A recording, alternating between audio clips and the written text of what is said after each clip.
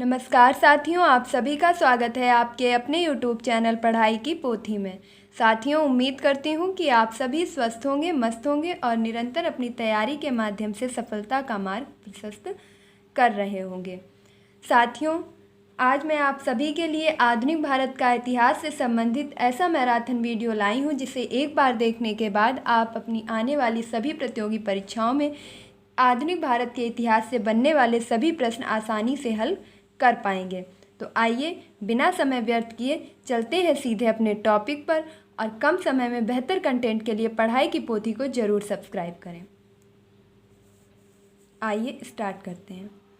देखिए, मैं एक बार आप सभी लोगों को बता दूं कि जिन लोगों ने भी प्राचीन भारत का इतिहास से रिलेटेड मैराथन नहीं देखी है तो प्लीज़ वह मेरे इस चैनल पर जा कर के उस वीडियो को भी ज़रूर देख लें। एक ही मैराथन में आपके संपूर्ण प्राचीन इतिहास को कंप्लीट कराया गया है। तो जिन लोगों ने भी वह वीडियो नहीं देखी है प्लीज़ उसे ज़रूर देखें और उसके बाद आप आधुनिक भारत का इतिहास देखें और इसी प्रकार आपका एक एक करके सारे टॉपिक्स क्लियर होते जाएंगे और आपकी तैयारी अच्छे से मजबूत हो सकेगी। तो आज का हमारा पहला प्रश्न है, भारत का प्रथम गवर्नर जनरल कौन था? क्या लॉर्ड विलियम बेंटिंक था, या लॉर्ड कैनिंग था, या लॉर्ड माउंटबेटन था, या बात करूं कि चक्रवर्ती राजगोपालाचारी थे? तो देखिए, जिन लोगों की तैयारी बहुत अच्छी है, मैं स्पेशली बोलना चाहूँगी कि जिन लोगों को लगता है कि हाँ मेरी तैयारी अच्छी है, उसमें सिर्फ फिनिशिंग की ज़रूरत है, तो वह इस वीडियो को ऑप्शनल तरीके से अपने यूज़ में ले सकते हैं। जैसे आपने क्वेश्चन देखा है तो अब आप सही आंसर का चयन कीजिए। भले ही आपकी तैयारी बेहतर है लेकिन लगातार आपको अपनी तैयारी को एक फिनिश देने की, एक रिवीजन करने की बहुत ही ज़्यादा ज़रूरत होती है। तो ये वीडियो जिनकी तैयारी बहुत अच्छी है उनके लिए एक फिनिशिंग वीडियो साबित होगा और जो लोग अभी तैयारी में लगे हुए हैं उनके लिए एक बेहतर कंटेंट, बेहतर नॉलेज प्रोवाइड करेगा। तो अगर आप इस प्रश्न का उत्तर कर सकते हैं तो बेहतर तरीके से आप अपने उत्तर का चयन कीजिए। तब तक मैं एक एक ऑप्शंस के बारे में बता देती हूँ। चक्रवर्ती राजगोपालाचारी, देखिए यह आपके स्वतंत्र भारत के प्रथम भारतीय गवर्नर जनरल थे। देखिए, बहुत ही कम अंतर होता है इन चारों विकल्पों में, इसीलिए मैंने ये चारों विकल्प एक ही साथ ले लिए हैं जिससे मैं आपको संपूर्ण व्याख्या प्रोवाइड कर सकूं। और यकीन मानिए बहुत ही कम क्वेश्चंस कलेक्ट किए गए हैं लेकिन आपको व्याख्या इतनी ज़ोरदार दी जाएगी कि आपका पूरा आधुनिक इतिहास एक ही वीडियो में कंप्लीट कर लिया जाएगा। तो सबसे पहले आप ये जानेंगे कि जो चक्रवर्ती राजगोपालाचारी हैं यह आपके स्वतंत्र भारत के प्रथम भारतीय गवर्नर जनरल हैं। कौन है? स्वतंत्र भारत के प्रथम भारतीय गवर्नर जनरल। अगर मैं बात करूं लॉर्ड माउंटबेटन की, तो लॉर्ड माउंटबेटन आपके स्वतंत्र भारत के प्रथम गवर्नर जनरल हैं। लॉर्ड माउंटबेटन कौन है आपके? तो स्वतंत्र भारत के प्रथम गवर्नर जनरल हैं। लॉर्ड माउंटबेटन कौन है आपके? यह आपके स्वतंत्र भारत के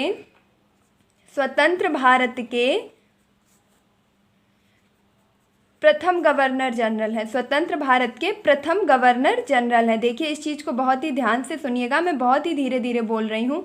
और अगर मैं बात करूँ कि यह स्वतंत्र भारत के तो प्रथम गवर्नर जनरल है लेकिन यह अंतिम आपके वायसराय भी क्या है? अंतिम आपके वायसराय हैं। तो भारत का अंतिम वायसराय कौन है? Lord Mountbatten. और स्वतंत्र भारत के प्रथम गवर्नर जनरल कौन है? Lord Mountbatten. स्वतंत्र भारत के प्रथम भारतीय गवर्नर जनरल कौन है? तो चक्रवर्ती राजगोपालाचारी। देखिए, लॉर्ड माउंटबेटन आपके स्वतंत्र भारत के गवर्नर जनरल हैं परंतु वह भारतीय नहीं है, इस चीज़ पर गौर कीजिए। और जो आपके भारतीय हैं वह हैं आपके श्री राजगोपालाचारी, चक्रवर्ती राजगोपालाचारी। अगला है आपका लॉर्ड कैनिंग। लॉर्ड कैनिंग आपके भारत के अंतिम गवर्नर जनरल हैं। भारत के अंतिम गवर्नर जनरल हैं। तो भारत के अंतिम गवर्नर जनरल कौन है? आपके लॉर्ड कैनिंग। और लॉर्ड विलियम बेंटिंक की बात करूं तो ये आपके क्वेश्चन का सही आंसर हो जाएगा कि लॉर्ड विलियम बेंटिंक आपके स्वतंत्र भारत के प्रथम गवर्नर जनरल हैं। स्वतंत्र भारत के प्रथम गवर्नर जनरल कौन है? Lord William Bentinck. देखिए, अब एक बार फिर से इस क्वेश्चन को फिर से रिवाइज करेंगे और आराम से समझेंगे इत्मीनान से। स्वतंत्र भारत का प्रथम गवर्नर जनरल कौन है? Lord William Bentinck. स्वतंत्र भारत का प्रथम गवर्नर जनरल कौन है? Lord Mountbatten. बात करूं अगर भारत का अंतिम गवर्नर जनरल कौन है, तो लॉर्ड कैनिंग। और स्वतंत्र भारत का प्रथम भारतीय गवर्नर जनरल कौन है, चक्रवर्ती राज गोपालाचारी। देखिए एक बार फिर से कंफर्म कर लीजिए। देखिए मैंने आपकी सुविधा के लिए यहाँ पर लिख भी दिया है, अब आप शुरू से रिवीजन कर सकते हैं। भारत का प्रथम governor general Lord William Bentinck, Bharat का प्रथम governor general Lord William Bentinck, जबकि भारत का अंतिम governor general Lord Canning, Bharat का अंतिम governor general Lord Canning. Lord Mountbatten आपके स्वतंत्र भारत के प्रथम गवर्नर जनरल और अंतिम वायसराय थे। देखिए सबसे पहले आपके कौन थे, भारत के गवर्नर जनरल कौन थे, लॉर्ड विलियम बेंटिंक। फिर अंतिम गवर्नर जनरल कौन हुए, लॉर्ड कैनिंग, क्योंकि उसके बाद क्या पद आ गया था, आपका पद आ गया था वायसराय का। क्या पद आ गया था, वायसराय का। तो आपके अंतिम कौन हुए गवर्नर जनरल, लॉर्ड कैनिंग। इसके बाद आपके स्वतंत्र भारत के प्रथम गवर्नर जनरल या बात करूं अंतिम वायसराय, तो वह आपके थे लॉर्ड माउंटबेटन। और चक्रवर्ती राजगोपालाचारी आपके स्वतंत्र भारत के प्रथम भारतीय गवर्नर जनरल थे। देखिए इस चीज़ को बहुत ही ध्यान से देखिएगा, अगर आप नहीं समझ पा रहे हैं तो इसका स्क्रीनशॉट ले लीजिए, 1 2 3 बार पढ़िए, इस चीज़ को आप आसानी से याद कर लेंगे। एक बार फिर से बोल देती हूँ, प्रथम governor general Lord William Bentinck, अंतिम गवर्नर जनरल लॉर्ड कैनिंग, स्वतंत्र भारत के प्रथम गवर्नर जनरल और अंतिम वायसराय लॉर्ड माउंटबेटन, स्वतंत्र भारत के प्रथम भारतीय गवर्नर जनरल चक्रवर्ती राज गोपालाचारी। देखिए बहुत ही ज़्यादा क्लियर कर दिया गया है, इससे ज़्यादा अगर आपको कंफर्मेशन चाहिए तो आप वीडियो को रिवाइज कर करके देख सकते हैं। अगला क्वेश्चन आपसे कह रहा है, सिविल सेवा पुलिस स्थायी बंदोबस्त के जनक थे। देखिए यहाँ पर आप देख रहे होंगे कि आपको एक साथ कई चीज़ें इंक्लूड की गई हैं, सिविल सेवा, इसके बाद आपका पुलिस और स्थायी बंदोबस्त। इन सभी के जनक आपके कौन थे, डुप्ले थे या लॉर्ड वेलेजली थे या लॉर्ड कॉर्नवालिस थे या लॉर्ड डलहौजी थे। तो आप अपने सही उत्तर का चयन कीजिए। मैं आपको बताती हूँ एक एक ऑप्शंस के बारे में। देखिए प्लीज़ वीडियो के अंत तक ज़रूर बने रहिएगा। यकीन मानिए आपको एक एक प्रश्न के एक एक ऑप्शन की इतनी बारीक व्याख्या दी जाएगी कि आपको लगेगा कि आप इतिहास के बीचों बीच में बैठ करके इतिहास की घटनाओं को देख रहे हैं। इस प्रकार से आपके सामने वर्णन प्रस्तुत किया जाएगा कि आप इतिहास का, अगर मैं कहूँ कि शुरू से लेकर अंत छोर तक जान पाएंगे। संपूर्ण इतिहास को इस वीडियो में इंक्लूड किया गया है आपके ऑप्शंस के माध्यम से, तो प्लीज़ वीडियो के अंत तक ज़रूर बने रहिएगा। सबसे पहले हैं आपके डुप्ले। तो बात करूँ डुप्ले की, तो डुप्ले आपके सहायक संधि के जनक हैं, सहायक संधि के जनक हैं आपके डुप्ले। ये प्रश्न भी आपसे कई बार पूछा जा चुका है, सहायक संधि के जनक कौन है, डुप्ले हैं। अगला प्रश्न है आपका वेलेजली। तो लॉर्ड वेलेजली ने आपके सहायक संधि का सर्वाधिक प्रयोग किया है। सहायक संधि का सर्वाधिक प्रयोग आपका किसके द्वारा किया गया है, लॉर्ड वेलेजली के द्वारा किया गया है। तो इस चीज़ को आप याद रखेंगे कि अगर आपसे सहायक संधि का जनक पूछा जाएगा तो आपके डुप्ले हो जाएंगे, और अगर आपका पूछा जाएगा कि सहायक संधि का सर्वाधिक प्रयोगकर्ता कौन है, तो लॉर्ड वेलेजली। देखिए जेल हम कब लगाते हैं, बालों में जेल लगाते हैं तो क्या हो जाते हैं, सहायक संधि, संधि मतलब जुड़ जाना, सभी बाल आपस में जुड़ जाते हैं। तो सहायक संधि के जनक कौन, सबसे ज़्यादा प्रयोग आपका किसने किया है, लॉर्ड वेलेजली ने, जबकि आपके जनक हैं डुप्ले। अगला ऑप्शन है आपका लॉर्ड कॉर्नवालिस। तो यही आपके प्रश्न का सही उत्तर हो जाएगा कि लॉर्ड कॉर्नवालिस ने आपके पुलिस सेवा की स्थापना की, सिविल सेवा की स्थापना की, और आपके स्थायी बंदोबस्त की भी स्थापना किसने की है, लॉर्ड कॉर्नवालिस ने। अगला आपका जो प्रश्न है, अगला आपका जो ऑप्शन है वह है आपका लॉर्ड डलहौजी से संबंधित। तो लॉर्ड डलहौजी के बारे में हम सभी जानते हैं, एक बार देख लेंगे कि इन्हें क्या कहा जाता है, इन्हें आपके रेलवे का जनक कहा जाता है। इन्हें क्या कहा जाता है, रेलवे का जनक कहा जाता है। और इन्होंने कौन सा सिद्धांत चलाया था, तो इन्होंने हड़प का या व्यपगत सिद्धांत आपका किसने चलाया था, इसका श्रेय जाता है आपका लॉर्ड डलहौजी को। अगला प्रश्न इन्हीं से आपसे पूछ लिया जाता है कि 1854 में आपके जो वुड का घोषणा पत्र आया था, 1854 में वुड डिस्पैच के नाम से जो जाना गया था, वह भी आपका किससे संबंधित था? लॉर्ड डलहौजी से संबंधित था। और ये वुड डिस्पैच किस विषय से संबंधित था? तो इसे शिक्षा का मैग्ना कार्टा भी कहा गया था, जो किसके समय आया था? लॉर्ड डलहौजी के समय में आया था।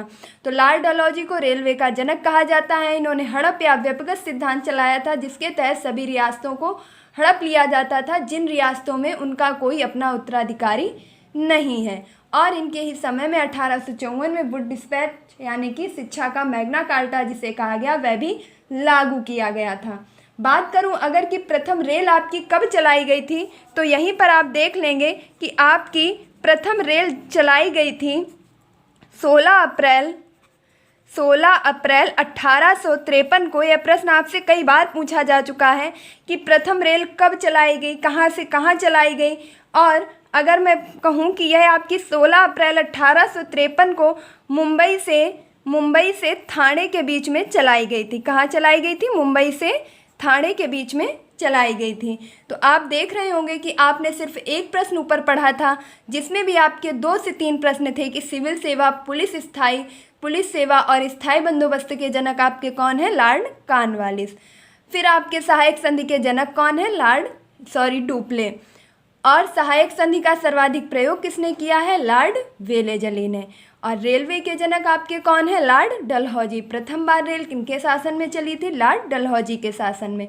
हड़प या व्यक्तिगत का सिद्धांत आपका किसने लागू किया था? लॉर्ड डलहौजी ने। इसके ही समय में 1854 में वुड डिस्पैच भी लागू किया गया था, जिसे शिक्षा का मैग्ना कार्टा कहा गया था। प्रथम रेल भी आपके इसके शासन में चलाई गई, वो चलाई गई थी 16 अप्रैल 1853 को। और कहाँ से कहाँ तक? तो मुंबई से ठाणे के बीच में चलाई गई थी। देखिए इसी प्रकार अब मैं अगर आपसे कहूँ कि आप Lord William Bentinck, Lord Canning, Lord Mountbatten, Chakravarti Rajagopalachari, Dupleix, Wellesley, Cornwallis और डलहौजी, इन सभी के बारे में वह सभी चीज़ें पढ़ चुके हैं जो आपसे परीक्षा में पूछी जाती हैं और पूछी जाती रहेंगी। तो आप इसी प्रकार देखेंगे कि आपको एक एक प्रश्न में कितनी बढ़िया व्याख्या दी जा रही है और आपका टॉपिक कंप्लीट होता जा रहा है। और जिन लोगों की तैयारी बेहतर है वो बहुविकल्पीय के माध्यम से अपने सही उत्तर का चयन भी कर पा रहे हैं, जिससे वह वीडियो के अंत तक यह आंकलन भी कर पाएंगे कि उन्होंने कितने प्रश्न सही कर पाए। अगला प्रश्न है आपका, भारत की प्रथम जनगणना कब की गई? 1872 लॉर्ड मेयो के शासनकाल में, 1881 लॉर्ड रिपन के शासनकाल में, या 1951 पंडित नेहरू के शासनकाल में, या 1784 वारेन हेस्टिंग्स के शासनकाल में। तो आप सभी लोग अपने सही उत्तर का चयन फटाफट कर लीजिएगा।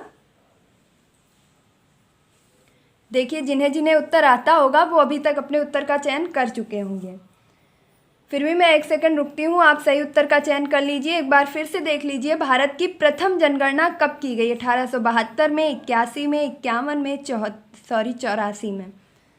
तो उम्मीद करती हूँ कि जिनको प्रश्न बन पा रहा होगा वो अब तक अपने आंसर का चयन कर चुके होंगे। देखिए कोशिश सभी लोग करिए, आपको अगर एग्जैक्ट नहीं भी पता है फिर भी आप कोशिश कीजिए कि आप सही उत्तर का चयन कर पाएँ, वरन मैं यहाँ व्याख्या तो दे ही रही हूँ। तो अब हम सबसे पहले देखेंगे लॉर्ड मेयो।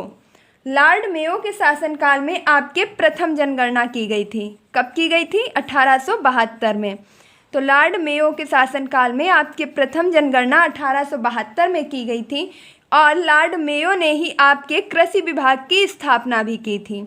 लॉर्ड मेयो ने ही आपके कृषि विभाग की स्थापना भी की थी। देखिए मैं एक साथ कई क्वेश्चनों को सिर्फ इसलिए ले रही हूँ ताकि आप एक के साथ साथ कई चीज़ों को आसानी से याद रख सकें। अब आप जब भी पढ़ेंगे कि 1872 में प्रथम जनगणना लॉर्ड मेयो के शासनकाल में हुई थी, तो वहीं आप एक क्वेश्चन और कनेक्ट कर पाएंगे कि कृषि विभाग की भी स्थापना इन्होंने ही की थी। तो आपके जो प्रश्न का सही उत्तर होगा वह होगा 1872 लॉर्ड मेयो के शासनकाल में। तो आपकी प्रथम जनगणना कब की गई थी? 1872 में लॉर्ड मेयो के शासनकाल में।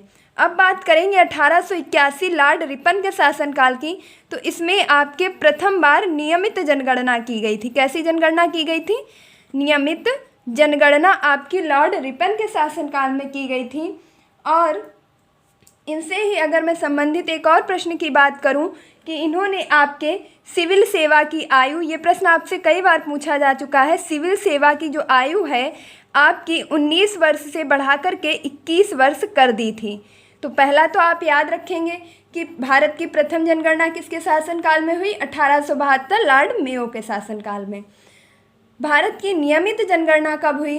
तो क्योंकि जो आपकी पहले प्रथम जनगणना हुई थी वह आपकी नियमित जनगणना नहीं थी और वह आपकी कैसी थी? अनियमित जनगणना थी, जबकि आपकी नियमित जनगणना की गई थी 1881 में लॉर्ड रिपन के शासनकाल में। और लॉर्ड रिपन ने ही आपके सिविल सेवा की जो आयु थी वह 19 से बढ़ा करके 21 वर्ष कर दी। और बात करूं अगर 1951 की, तो 1951 में आपके स्वतंत्र भारत की प्रथम जनगणना की गई। स्वतंत्र भारत की फर्स्ट जनगणना कब की गई? 1951 में, यानी कि पंडित जवाहरलाल नेहरू के शासनकाल में की गई। उस समय आपके देश के प्रधानमंत्री कौन थे? पंडित जवाहरलाल नेहरू थे। अब पंडित जवाहरलाल नेहरू से संबंधित आपसे एक प्रश्न और बन जाता है कि 22 जुलाई 1947 को इन्होंने संविधान सभा में एक प्रस्ताव प्रस्तुत किया जिसे उद्देश्य प्रस्ताव के नाम से जाना जाता है। और यही उद्देश्य प्रस्ताव आपका आगे चल कर के संविधान की प्रस्तावना का आधार बना। तो ये चीज़ भी आप याद रखेंगे। फिर है अगला आपका 1784 वारेन हेस्टिंग्स। तो वारेन हेस्टिंग्स से संबंधित आपका जो महत्वपूर्ण प्रश्न है वह है आपका पिट्स इंडिया एक्ट। तो पिट्स इंडिया एक्ट आपका किसके शासनकाल में आया था? पिट्स इंडिया एक्ट आपका आया था वारेन हेस्टिंग्स के शासनकाल में। और इनसे संबंधित एक प्रश्न और भी बन जाता है कि वारेन हेस्टिंग्स ने आपके 1773 में प्रथम मदरसा की भी स्थापना की थी। प्रथम मदरसा की भी स्थापना किसने की थी? वारेन हेस्टिंग्स ने की थी। देखिए, हो सकता है कि आपको थोड़ा सा कठिन लग रहा हो और ये मदरसा आपका कलकत्ता में खोला गया था। इस चीज़ को भी याद रखेंगे। ये आपका मदरसा कहाँ खोला गया था? कलकत्ता में। कठिन लग रही होंगी अगर आपने इन चीज़ों को पहले कभी भी नहीं पढ़ा है। तो आपको कठिन लगे या सरल लगे, आपको इस वीडियो को 1 बार 2 बार 3 बार तब तक देखना है जब तक इन चीज़ों के बारे में आप अच्छे से ना याद रख पाएँ। तब तक आपको इस वीडियो को लगातार देखते रहना है। तो आपका क्वेश्चन क्या था? देखिए, व्याख्या के चक्कर में अपने प्रश्न से मत भटकिए। आपका प्रश्न था भारत की प्रथम जनगणना कब हुई? 1872 लॉर्ड मेयो के शासनकाल में। और नियमित जनगणना कब हुई? 1881 लॉर्ड रिपन के शासनकाल में। स्वतंत्र भारत की प्रथम जनगणना कब हुई? 1951 पंडित जवाहरलाल नेहरू के शासनकाल में। बात करूं आपसे अगर वारेन हेस्टिंग्स ने, तो 1773 में इन्होंने आपके प्रथम मदरसा खोला कलकत्ता में। और पिट्स इंडिया एक्ट भी इनके द्वारा ही लाया गया था। देखिए, ज़रूर आप अंत तक रहिए, आपको बहुत ही अच्छा लगेगा एक एक प्रश्न के बारे में पढ़कर और जानकर। अगला प्रश्न है आपका भारतीय पुरातत्व विभाग की स्थापना। भारतीय पुरातत्व विभाग की स्थापना व विश्वविद्यालय अधिनियम। भारतीय पुरातत्व विभाग की स्थापना व विश्वविद्यालय अधिनियम 1904 किसके समय में पारित किया गया? तो अगर आप थोड़ा सा भी सेंस यूज करेंगे तो आप सही उत्तर का जरूर चयन कर पाएंगे, क्योंकि यहाँ ऑप्शंस मैंने कुछ इसी तरीके से लिखे हैं। जैसे पहला है आपका option number A Lord Chelmsford, option number B Lord Irwin, option number C Lord Curzon और option number D Lord Linlithgow. तो ये क्वेश्चन आप आसानी से कर पा रहे होंगे, क्योंकि अगर आप ऑप्शंस पे थोड़ा भी ध्यान दे रहे होंगे तो आप इस चीज़ का सही चयन कर पाएंगे। तो आइए, तब तक आप अपने उत्तर का चयन कीजिए और मैं चलती हूँ अपने ऑप्शंस की ओर। पहला ऑप्शन है आपका लॉर्ड चैम्सफोर्ड। और लॉर्ड चैम्सफोर्ड ने आपके 1916 से और 21 तक इनका शासनकाल रहा है। बात करूं अगर कि इन्होंने जो है सैडलर आयोग आपका 1917, देखिए अब हम क्या पढ़ेंगे 1916 से लेकर 21 के बीच में वह सभी महत्वपूर्ण घटनाएं पढ़ लेंगे जो आपके आधुनिक इतिहास से संबंधित पूछ ली जाती हैं। मैं कई चीज़ों को कोशिश करूंगी कि लिख सकूं, जिन्हें नहीं लिख पा रही हूं आप ओरली सुन लीजिए, अपने नोट्स में लिख लीजिए। और मैं बार बार अपने हर वीडियो में कहती हूं कि अच्छा विद्यार्थी वही है जो नोट्स या कॉपी पेन लेकर के साथ में बैठता है। यकीन मानिए, सिर्फ कहने की ही बात नहीं है, यह मैंने खुद भी अनुभव किया है कि अगर आप चीज़ों को लिखते हैं तो आप चीज़ों को 50 नहीं बल्कि 90% तुरंत ही सीख जाते हैं और बचा हुआ 10% आप रिवीजन के माध्यम से सीख जाते हैं। तो अगर अभी भी आपने अपने पास कोई भी कॉपी या पेन नहीं रखा हुआ है तो प्लीज़ उठिए और कॉपी और पेन रख करके तभी इस वीडियो को आगे देखिए, ये आप ही के लिए बेहतर होगा। तो 1916 और 1921 के बीच में यहाँ हम कुछ घटनाओं के बारे में देखेंगे। तो 1916 में आपके लखनऊ अधिवेशन हुआ था। 1916 में आपके लखनऊ अधिवेशन हुआ था कांग्रेस का, और इसमें आपके क्या हुआ था, लखनऊ अधिवेशन में आपके कांग्रेस और मुस्लिम लीग का आपका जो है अधिवेशन ये हुआ था 1916 में आपका लखनऊ में। कहाँ हुआ था, लखनऊ में। और यहाँ पर आपके गरम दल और नरम दल एक हो गए थे। अब अलग कब हुए थे, तो आपका जो सूरत अधिवेशन 1907 में हुआ था उसमें आपके कांग्रेस अधिवेशन में गरम दल और नरम दल अलग हो गए थे। उसके बाद आपका जब लखनऊ अधिवेशन, कांग्रेस का ही लखनऊ अधिवेशन 1916 में हुआ, तब आपके नरम दल और गरम दल एक हो गए थे। ये तो बात हो गई आपकी 1916 से संबंधित। अब मैं बात करूंगी 1917 से। तो 1917 की आपकी दो घटनाएं बहुत ज़्यादा महत्वपूर्ण हैं, जिनमें से एक घटना आपकी बनती है सैडलर आयोग। तो सैडलर आयोग का गठन कब किया गया था, 1917 में। और यहीं पर आपकी एक घटना और बनती है कि 1917 में ही आपके गांधी जी ने चंपारण सत्याग्रह चलाया था। तो चंपारण सत्याग्रह आपका अगर बात करूं कि गांधी जी द्वारा चलाया गया प्रथम सत्याग्रह कौन सा था, 1917 का चंपारण सत्याग्रह। और यह बिहार में एक चंपारण नामक स्थान है, वहाँ पर चलाया गया था, जो नील की खेती के विरुद्ध था। अंग्रेजों द्वारा भारतीयों पर यह दबाव बनाया जा रहा था कि वह अपनी कृषि भूमि पर नील की ही खेती अवश्य करेंगे, और जिससे किसानों को यह हानि हो रही थी कि उनकी भूमि लगातार बंजर हो रही थी। तो इस विरोध में गांधी जी ने भारत में अपना जो प्रथम सफल, बात करूं अगर प्रथम सत्याग्रह कौन सा किया, तो 1917 में चंपारण सत्याग्रह किया, और 1917 में ही आपके सैडलर आयोग का गठन किया गया। अब मैं बात करूंगी 1918 की। तो देखिए मैं इधर लिख रही हूँ, 1918 में आपके गांधी जी ने खेड़ा सत्याग्रह चलाया। कौन सा चलाया सत्याग्रह, आपका खेड़ा सत्याग्रह, या आपका मैं बात करूँ अहमदाबाद मिल मजदूर अधिनियम। इसमें आपके अहमदाबाद में जो भी एक मिल था, उसमें जो है मजदूरों के साथ काफ़ी शोषण हो रहा था, तो उसके खिलाफ आपके गांधी जी ने 1918 में खेड़ा सत्याग्रह या अहमदाबाद मिल मजदूर आंदोलन भी चलाया। इससे आपसे एक प्रश्न ये भी पूछ लिया जाता है कि सर्वप्रथम गांधी जी द्वारा भूखे रह करके चलाए जाने वाला आंदोलन कौन सा था, तो वह था आपका अहमदाबाद मिल मजदूर आंदोलन। देखिए मैं मानती हूँ कि मैं प्रश्न जहाँ से शुरू करती हूँ व्याख्या करते करते कहीं और पहुँच जाती हूँ, लेकिन ये आपके ही हित में है। आप एक के साथ कई प्रश्नों का उत्तर जान रहे होंगे। तो 1916 में कांग्रेस का लखनऊ अधिवेशन, जिसमें गरम दल और नरम दल एक हो गए थे। 1917 में आपका सैडलर आयोग गठित हुआ, और 1917 में ही आपके चंपारण सत्याग्रह हुआ, जिसमें गांधी जी प्रमुख नायक रहे। और यह चंपारण स्थान आपका बिहार में पड़ता है, जो नील की खेती के विरुद्ध चलाया गया अभियान था, गांधी जी का प्रथम अभियान था। और भूखे रह करके अगर बात करूं आपका प्रथम अभियान आपका कौन सा था, तो वह प्रथम सत्याग्रह था आपका गांधी जी द्वारा चलाया गया 1918 में खेड़ा सत्याग्रह। यहीं पर आपके 1920 में गांधी जी ने असहयोग आंदोलन चलाया। उसके बाद 1921 में अगर मैं बात करूं, तो 1921 भी आपकी इतिहास की दृष्टि से बहुत ही महत्वपूर्ण सन है। और 1921 में आपके कहा जाता है कि जनसंख्या का महान विभाजक काल किसे कहा जाता है। देखिए यह प्रश्न आपका बहुत महत्वपूर्ण है। जनसंख्या का महान विभाजक काल पूछा जा रहा है, लगातार पूछा जा रहा है। महान विभाजक आपका जो काल रहा है, समय रहा है, वह है आपका 1921। अगर आपको नहीं दिख रहा हो तो अब आप देख लीजिएगा, जनसंख्या का महान विभाजक काल आपका रहा है सन 1921। तो ये आपके फर्स्ट ऑप्शन की व्याख्या कंप्लीट हो चुकी है। अब हम देखेंगे ऑप्शन नंबर बी, यानी कि लॉर्ड इरविन के बारे में। तो लॉर्ड इरविन जो हैं आपके, इनके समय में आपके 1826 से 31 के बीच में हम उन सनों के बारे में देखेंगे जो आपके अधिकतर पूछ लिए जाते हैं। तो 1829 में आपके कांग्रेस का लाहौर अधिवेशन हुआ था। 1929 में आपके कांग्रेस का लाहौर अधिवेशन हुआ था, जिसमें आपके पूर्ण स्वराज की मांग की गई थी। किसकी मांग की गई थी? पूर्ण स्वराज की मांग किस अधिवेशन में की गई थी, यह प्रश्न आपसे पूछा जाएगा। तो 1929 के लाहौर के कांग्रेस अधिवेशन में पूर्ण स्वराज की मांग की गई थी। और अगर मैं बात करूं 4 मार्च 1931 को, तो 4 मार्च 1931 को आपका गांधी इरविन समझौता हुआ था। 4 मार्च 1931 को आपका गांधी इरविन समझौता हुआ था। और यहीं पर आपके अगला ऑप्शन है लॉर्ड कर्जन 1899 से 1905।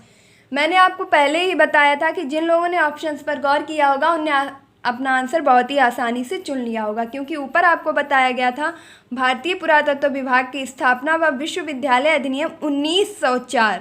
और आप यहाँ सन में भी देख रहे होंगे कि 1904 अगर आपका किसी से रिलेट कर रहा है तो वह लॉर्ड कर्जन का जो आपका समय रहा है 1899 से लेकर के 1905 उससे संबंधित है। तो यही आपके प्रश्न का सही उत्तर है कि भारत में पुरातत्व विभाग की स्थापना और विश्वविद्यालय अधिनियम 1904 लॉर्ड कर्जन के समय में पारित किया गया।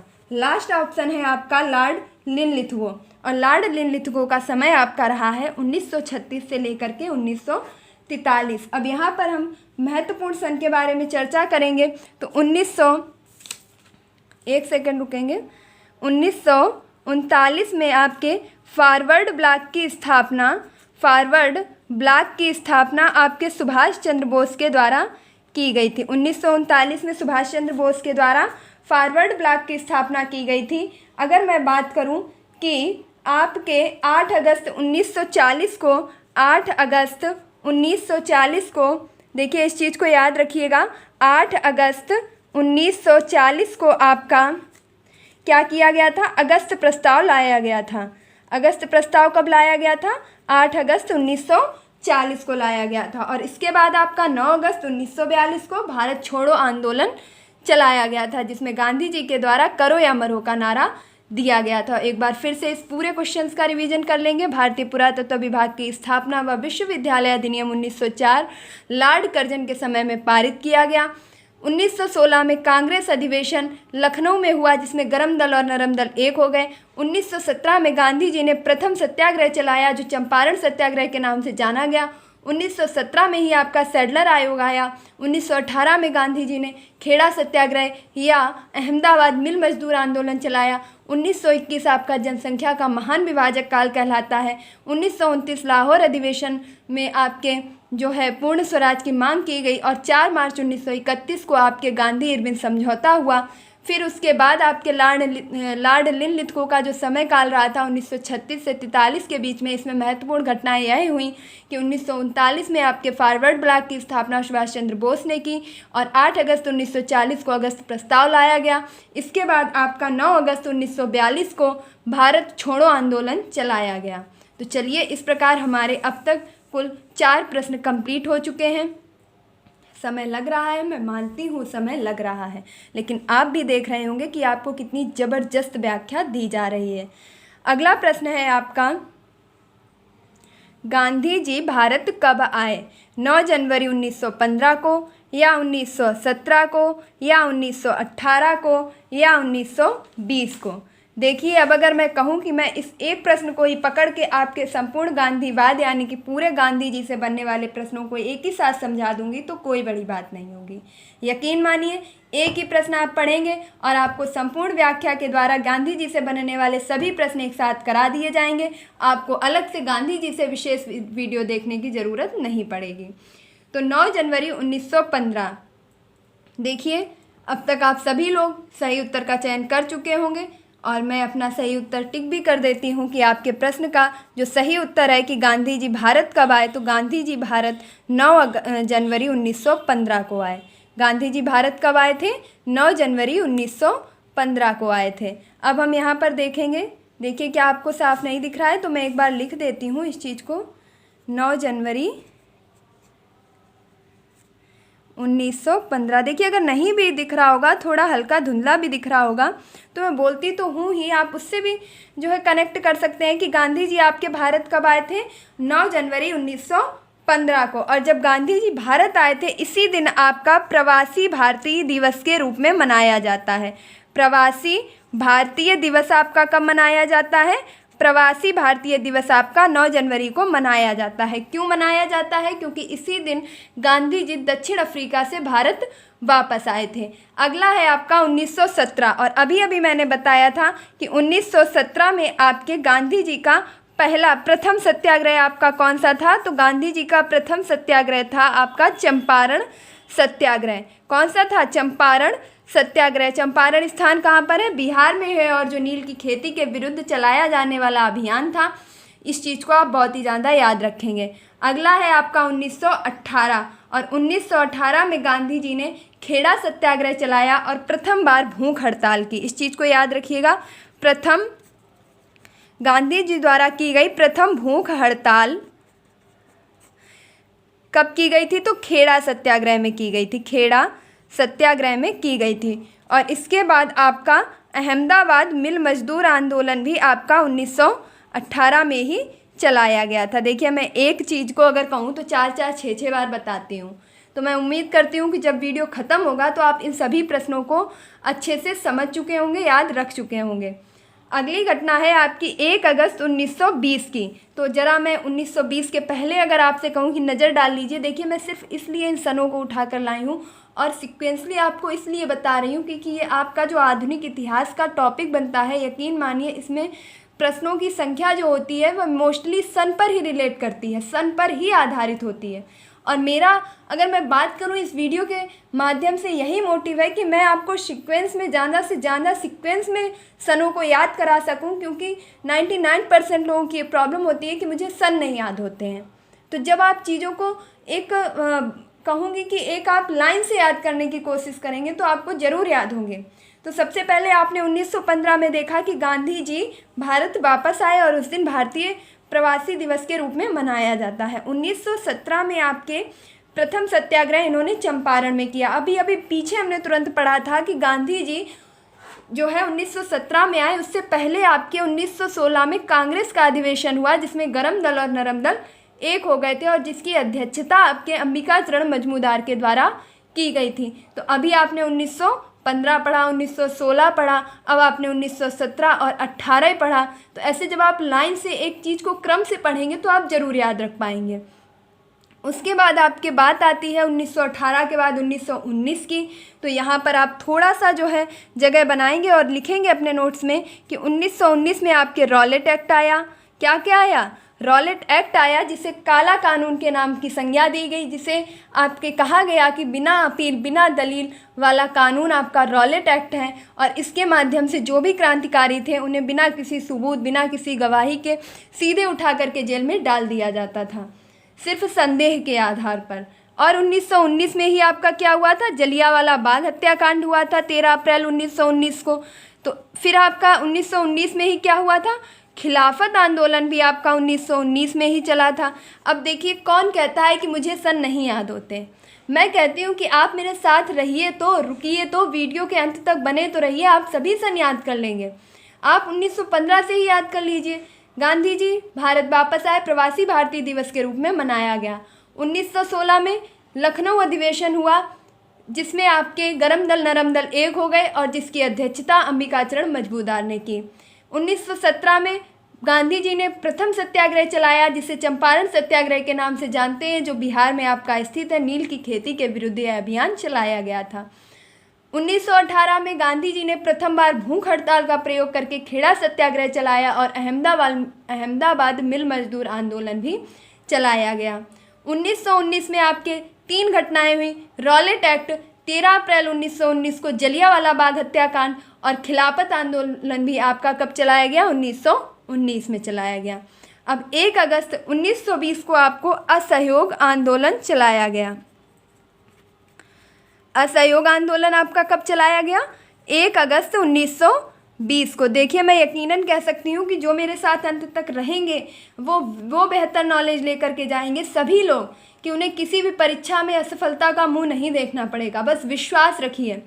मानती हूँ कि मेरे प्लेटफॉर्म में आपको ज़्यादा डिजिटल चीज़ें नहीं मिलती हैं, इलेक्ट्रॉनिक बोर्ड नहीं मिलता है, डिजिटल बोर्ड नहीं मिलता है, बहुत सारे फीचर्स नहीं मिलते हैं, लेकिन वो अटूट और अगर मैं बात कहूँ कि निष्ठा से पढ़ाई हुई चीज़ें मिलती हैं, वो ज्ञान मिलता है जो आपको शायद और किसी वीडियो में या और किसी प्लेटफॉर्म पर ज़्यादा समय देने पर भी इतना अच्छा से ना समझाया जा सके।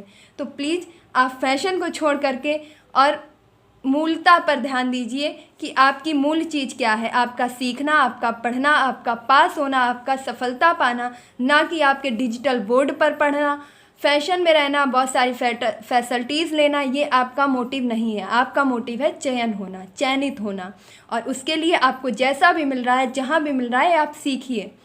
अगला प्रश्न है आपका, साइमन कमीशन भारत आया, कब आया? 5 फरवरी 1922 को, या 1923 को, या 1924 को, या 3 फरवरी 1928 को। तो जिन्हें भी आपका आंसर आ रहा है वह फटाफट आंसर कीजिएगा। देखिए गर्मी बहुत है, सब लोग पानी वानी पीते रहिए, और बीच में अगर आपको प्यास व्यास लग रही तो पानी रख के बैठा कीजिए, और नहीं तो जाइए और पानी वानी पी लीजिए भैया, उसके बाद देखिए, क्योंकि मैं आपको छोड़ने वाली नहीं हूँ। सिर्फ आप पानी पी सकते हैं, अन्यथा कोई बहुत ही आवश्यक काम है तो ही उठे, नहीं तो कॉपी पेन लेकर के जम जाइए जब तक वीडियो आपका ख़त्म ना हो जाए। तो साइमन कमीशन भारत कब आया? अब तक आपने उत्तर का चयन कर लिया होगा। अब हम देखेंगे कि 5 फरवरी 1922।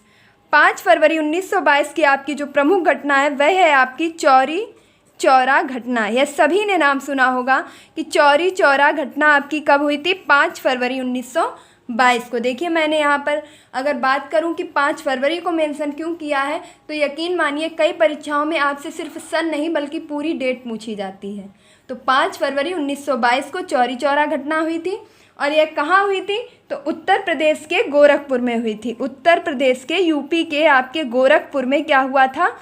चौरी चौरा घटना हुई थी, और इस घटना के अंतर्गत आपके 21 सिपाहियों को थाने में जिंदा जला दिया गया था। इस चीज़ को याद रखेंगे कि चौरी चौरा घटना का संबंध किस राज्य से है? तो उत्तर प्रदेश। और किस जिले से है? तो गोरखपुर जिले से है। कब हुई थी? 5 फरवरी 1922 को हुई थी।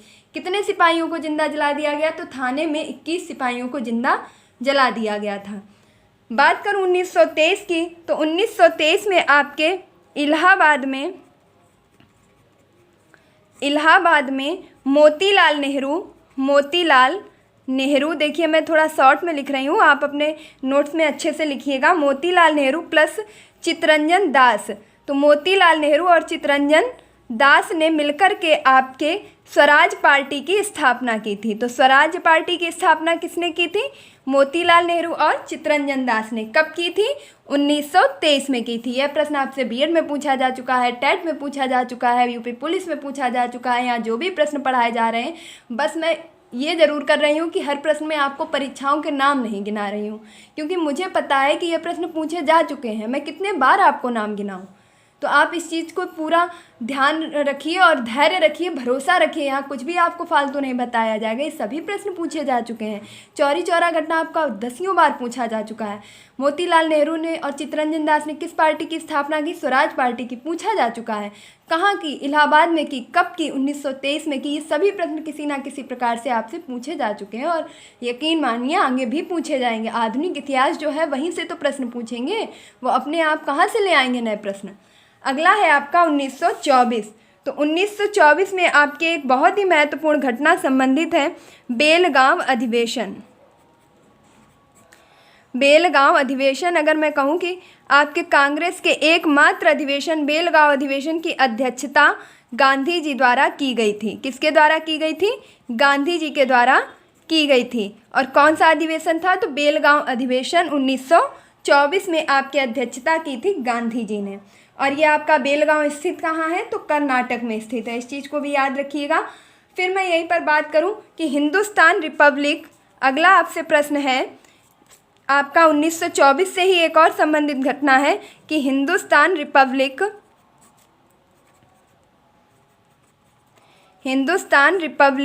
एसोसिएशन। तो हिंदुस्तान रिपब्लिक एसोसिएशन की आपकी स्थापना की थी सचिंद्र सान्याल ने। किसने की थी? सचिंद्र सान्याल ने कानपुर में की थी। देखिए इस चीज़ को याद रखिएगा। सचिंद्र सान्याल ने आपके कानपुर में हिंदुस्तान रिपब्लिक एसोसिएशन की स्थापना की थी। और सचिंद्र सान्याल की एक बहुत ही फेमस पुस्तक है जिसका क्या नाम है? तो उस पुस्तक का नाम है आपका बंदी जीवन। क्या नाम है? बंदी जीवन। और इस बंदी जीवन पुस्तक को आपका क्रांतिकारियों की बाइबल के नाम से भी जाना जाता है। देखिए मैं कितनी चीज़ें यहाँ पर लिखूँ, मैं नहीं लिख सकती हूँ, इतनी चीज़ें नहीं लिख सकती हूँ क्योंकि मेरे पास इतनी जगह यहाँ पर नहीं होती है। आप इस चीज़ को रिलेट कीजिए और प्लीज़ अपना जो है सहयोग दीजिए, इस चीज़ को कोऑपरेट कीजिए मेरे साथ कि मैं यहाँ नहीं लिख पाती हूँ, तो आप सुन करके अपने नोट्स में खुद ही लिख लीजिए। तो हिंदुस्तान रिपब्लिक एसोसिएशन की स्थापना सचिंद्र सान्याल ने 1924 में कानपुर में की। इनके द्वारा लिखी गई एक महत्वपूर्ण पुस्तक है बंदी जीवन, जिसको हम क्रांतिकारियों की बाइबल के नाम से भी जानते हैं। अब आपका एक लास्ट ऑप्शन बचता है 3 फरवरी 1928। तो मेक श्योर यही आपका आंसर होगा कि साइमन कमीशन भारत कब आया, तो 3 फरवरी 1928 को। साइमन कमीशन भारत कब आया, 3 फरवरी 1928 को। और इसे क्या कहा जाता है, इसे वाइट मैन कमीशन के नाम से भी जाना जाता है। इसे वाइट मैन कमीशन के नाम से भी जाना जाता है। देखिए, हो सकता है आपसे साइमन कमीशन ना पूछ कर कह दिया जाए कि वाइट मैन कमीशन भारत कब आया, तब आप कंफ्यूज हो जाएंगे। तो साइमन कमीशन ही आपका वाइट मैन कमीशन भी कहलाया, जो कि 3 फरवरी 1928 को भारत आया। बात करूं कि इसका गठन कब हुआ था, तो इसका गठन हुआ था आपका 1927 में। तो इसका गठन हुआ था 1927 में, जबकि यह भारत आया था 1928 में, वो भी 3 फरवरी को। अब बताइए कौन कहता है कि मुझे सन नहीं याद होते। मैं फिर याद कराऊंगी, शुरू से पढ़िए मेरे साथ। 1915 में गांधी जी भारत वापस आए, जिसे भारतीय प्रवासी दिवस के रूप में मनाया जाता है। 1916 में लखनऊ कांग्रेस अधिवेशन हुआ, जिसमें गरम दल नरम दल एक हो गए और जिसकी अध्यक्षता अंबिका चरण मजबूदार ने की। 1917 में गांधी जी ने प्रथम अपना सत्याग्रह चलाया, जो कि चंपारण सत्याग्रह के नाम से जाना गया। आपका बिहार में स्थित है, नील की खेती के विरुद्ध था, तिनकटिया पद्धति को समाप्त किया गया था। 1918 में गांधी जी ने प्रथम बार भूख हड़ताल की, खेड़ा सत्याग्रह चलाया, जिसे अहमदाबाद मिल मजदूर आंदोलन के नाम से भी जानते हैं। 1919 में आपका रॉलेट एक्ट आया, जिसे काला कानून, बिना अपील बिना दलील का जो है कानून कहा गया, अंधा कानून। यही चीज़ें आपके 1919 के रॉलेट एक्ट के बारे में कही गई। जलियांवाला बाग हत्याकांड आपका 13 अप्रैल 1919 को हुआ। खिलाफत आंदोलन आपका 1919 में आया। 1 अगस्त 1920 को आपका असहयोग आंदोलन शुरू हुआ। इसके बाद अब बात आती है सीधे 1920 से 1921 की। अभी अभी हमने पीछे पढ़ा था कि 1921 आपका जनसंख्या की दृष्टि से महान विभाजक काल रहा। 1922 में आपकी चौरी चौरा घटना उत्तर प्रदेश के गोरखपुर में हुई 5 फरवरी 1922 को, और आपके 21 सैनिकों को चौकी के अंदर जिंदा जला दिया गया था। फिर आपके 11 फरवरी 1922 को ही असहयोग आंदोलन समाप्त कर दिया गया था। आप यहाँ पर इस चीज़ को याद रखेंगे, क्योंकि जो असहयोग आंदोलन चलाया गया था उसमें गांधी जी के द्वारा कहा गया था कि हम अहिंसा का प्रयोग करेंगे, किसी भी प्रकार का हिंसात्मक कार्य नहीं करेंगे। इस बात को कहने के उपरांत ही आपके 5 फरवरी 1922 को अहिंसा का जो व्रत था उसे तोड़कर हिंसात्मक रूप से सिपाहियों को जलाया गया, जिससे क्रुद्ध होकर के, नाराज होकर के गांधी जी ने 11 फरवरी यानी कि ठीक आपके 6 दिन बाद असहयोग आंदोलन वापस ले लिया था। और 1923 में आपके मोतीलाल नेहरू और चित्तरंजन दास ने इलाहाबाद में आपके स्वराज पार्टी की स्थापना की, और इसी स्थापना में आपके जो है गांधी जी को काले झंडे भी दिखाए गए। फिर आपके 1924 में बेलगांव अधिवेशन हुआ, जो कि आपके कर्नाटक में स्थित है। और अगर पूछा जाए कि कांग्रेस के किस एकमात्र अधिवेशन की अध्यक्षता गांधी जी ने की, तो कांग्रेस के एकमात्र अधिवेशन यानी कि बेलगांव अधिवेशन की अध्यक्षता आपके गांधी जी के द्वारा की गई।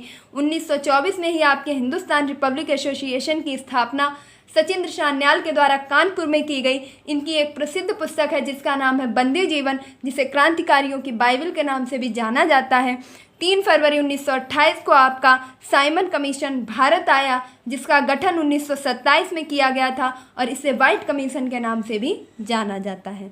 तो अब आप फिर कहेंगे कि आपको सन याद नहीं होते हैं। भैया याद होंगे, बस आप साथ बनाए रहिए अपना। यहाँ फैशन नहीं नॉलेज बिकता है, इस चीज़ पे गौर कीजिएगा। यहाँ फैशन नहीं नॉलेज बिकता है, यहाँ पे बात तैयारी की होती है, पढ़ाई की होती है। यहाँ पर फीचर्स नहीं दिखाए जाते हैं, बल्कि आपका फ्यूचर बनाया जाता है। इस चीज़ को ज़रूर गौर कीजिएगा। यहाँ फीचर्स कम है, लेकिन फ्यूचर 100% श्योर है। तो अब आपका ये निर्णय है कि आप फीचर्स पे जाएंगे या फ्यूचर पे जाएंगे। और यकीन मानिए, जिन लोगों को अपना फ्यूचर दिख रहा है वे लगातार वीडियो को वॉचिंग भी कर रहे हैं और शेयर भी कर रहे हैं, और लगातार वीडियो से सीख भी रहे हैं। और जिन्हें फैशन चाहिए उन्हें सिर्फ फैशन ही मिलेगा। वह एक प्लेटफॉर्म, 2 प्लेटफॉर्म, इसी तरह लगातार प्लेटफॉर्म्स बदलते रहेंगे। और भगवान से प्रार्थना करूंगी कि उनका भी चयन हो, क्योंकि मेहनत करते हैं ना। आप तो एक ही के साथ टिके हैं, वो 10-10 का अनुभव लेते हैं। और यकीन मानिए, जिसके पास 10 रास्ते होते हैं तो मुसीबत पड़ने पर वो एक का भी चयन नहीं कर पाता है, क्योंकि इसके सामने एक द्वंद्व की स्थिति होती है। तो एक को पकड़िए, बेहतर को पकड़िए, बेहतरीन को पकड़िए, और आप बस विश्वास रखिए, अपना भरोसा इस प्लेटफॉर्म के प्रति बनाए रखिए। मैं आपकी एक एक तैयारी इतनी मजबूत करा दूंगी कि आप किसी भी परीक्षा में बैठ जाएं, वे किसी भी स्तर की परीक्षा हो, आपको जीके से संबंधित किसी भी प्रश्न में कोई भी दिक्कत नहीं आएगी। अगला है आपका, किस तिथि को गांधी जी द्वारा नमक कानून तोड़कर सविनय अवज्ञा आंदोलन की शुरुआत की गई? तो क्या 12 मार्च 1930 को, या 6 अप्रैल 1930 को, या 4 मार्च 1930 को, या 24 सितंबर 1930 को? देखिए, गांधी जी द्वारा नमक कानून कब तोड़ा गया? और जब नमक कानून तोड़ा गया तभी आपके सविनय अवज्ञा आंदोलन शुरू किया गया। तो अब आप हमें सही ऑप्शन चुन करके बताएंगे कि कब किया गया। तब तक मैं एक एक ऑप्शंस के लिए चलती हूँ। तो देखिए, प्लीज़ वीडियो के अंत तक ज़रूर रहिएगा। मैं ये बार बार सिर्फ इसलिए कह रही हूँ कि मुझे पता है यह वीडियो कितना महत्वपूर्ण है। आप अगर जिसे हल्के में ले रहे हैं, ये प्रश्न सभी आपकी परीक्षा में आपको रखे हुए मिलेंगे, इनसे बाहर कोई प्रश्न आ ही नहीं सकता है। तो 12 मार्च 1930 को आपके गांधी जी ने दांडी यात्रा शुरू की थी। दांडी यात्रा आपकी प्रारंभ कब की गई थी? 12 मार्च 1930 को। किसके द्वारा? गांधी जी के द्वारा शुरू की गई थी। और इनके साथ कुल कितने समर्थक थे इनके? तो इनके कुल 79 यानी कि 19 समर्थक थे। और यह आपका स्थान स्थित कहाँ है? तो साबरमती से यह आपकी शुरू की गई थी। और इसमें कुल कितनी दूरी तय की गई थी? एक बार ये प्रश्न आपसे पूछ लिया गया था। तो कुल 322 किलोमीटर की दूरी आपकी तय की गई थी। इस चीज़ को याद रखिएगा। तो दांडी मार्च आपका यानी कि दांडी यात्रा कब प्रारंभ की गई? 1930 को, वो भी 12 मार्च 1930 को। देखिए यहाँ अच्छे से देख लीजिएगा, 12 मार्च 1930 को दांडी मार्च प्रारंभ किया गया 79 समर्थकों के साथ साबरमती से, और कुल 322 किलोमीटर की दूरी तय की गई थी। अगला ऑप्शन है आपका 6 अप्रैल 1930। तो 6 अप्रैल 1930 को गांधी जी दांडी पहुंच करके, देखिए एक सेकंड इस चीज़ को याद रखिएगा कि दांडी नामक स्थान आपका गुजरात में है। दांडी कहाँ पर है? गुजरात में है। जबकि यह यात्रा आपकी अहमदाबाद के साबरमती आश्रम से शुरू की गई थी और समाप्त कहाँ की गई थी? तो गुजरात पहुँच करके, यानी कि दांडी स्थान आपका जो गुजरात में है वहाँ पहुँच करके समाप्त की गई थी। और इसके समाप्त होते ही आपके गांधी जी ने सविनय अवज्ञा आंदोलन की शुरुआत कर दी थी।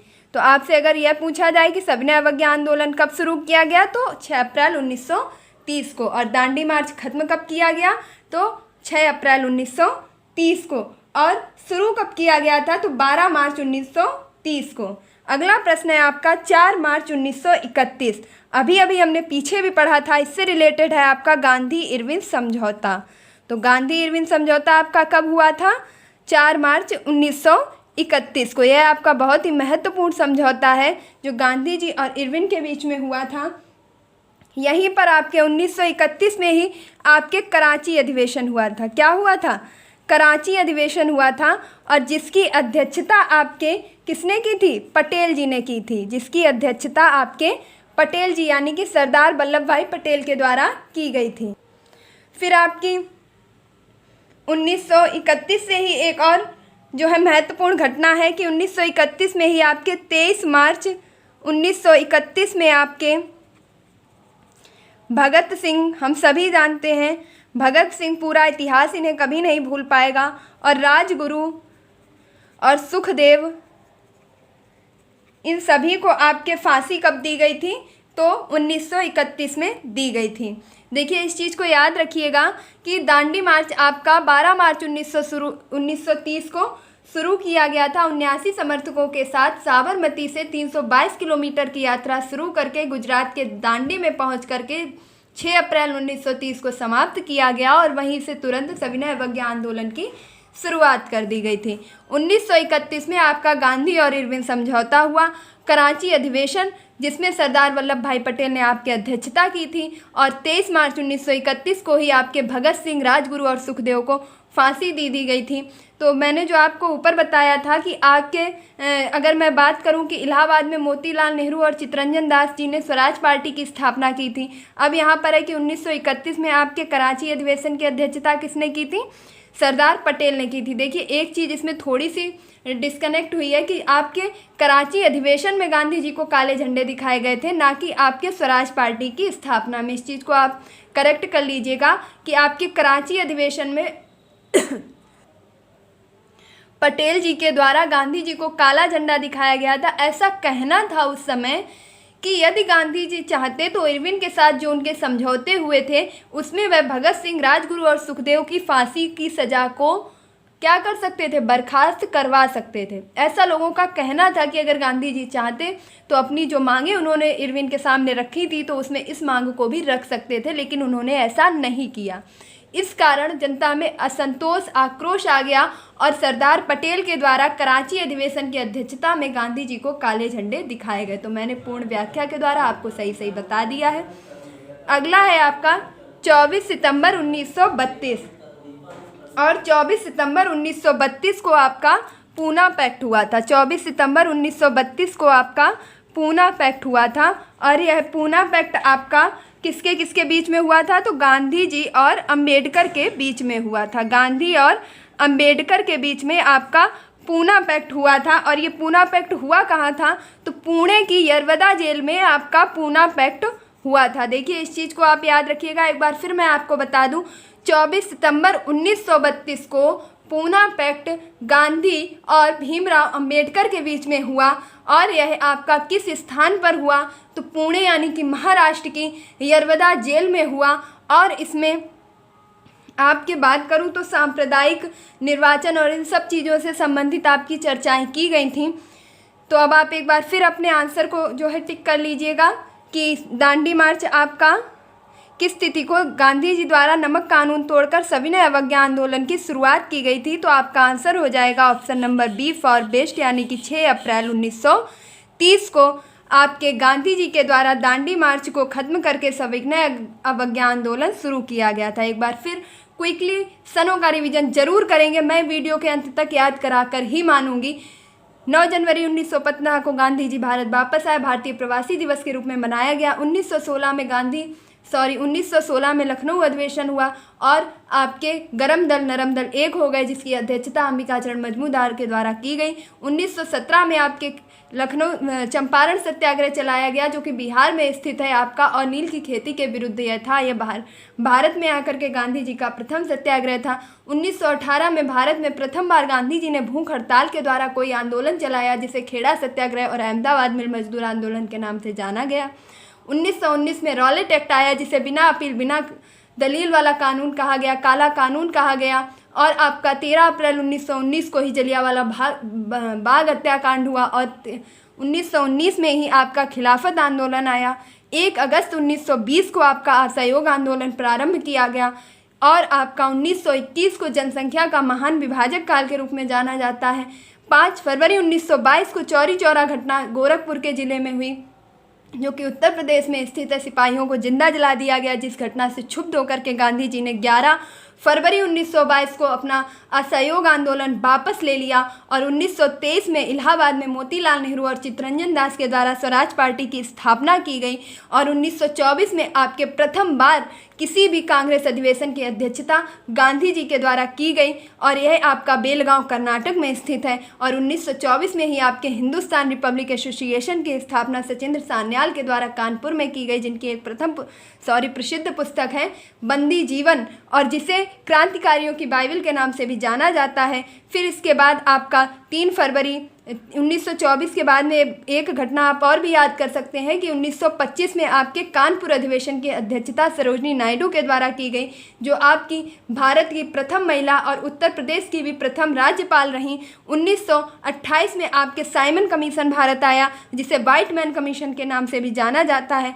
और 1930 को आपका दांडी मार्च प्रारंभ हुआ गांधी जी के द्वारा 79 समर्थकों के साथ और 322 किलोमीटर की कुल यात्रा तय करके दांडी गुजरात पहुंच करके 6 अप्रैल 1930 को यह यात्रा समाप्त की गई और सविनय अवज्ञा आंदोलन का प्रारंभ किया गया।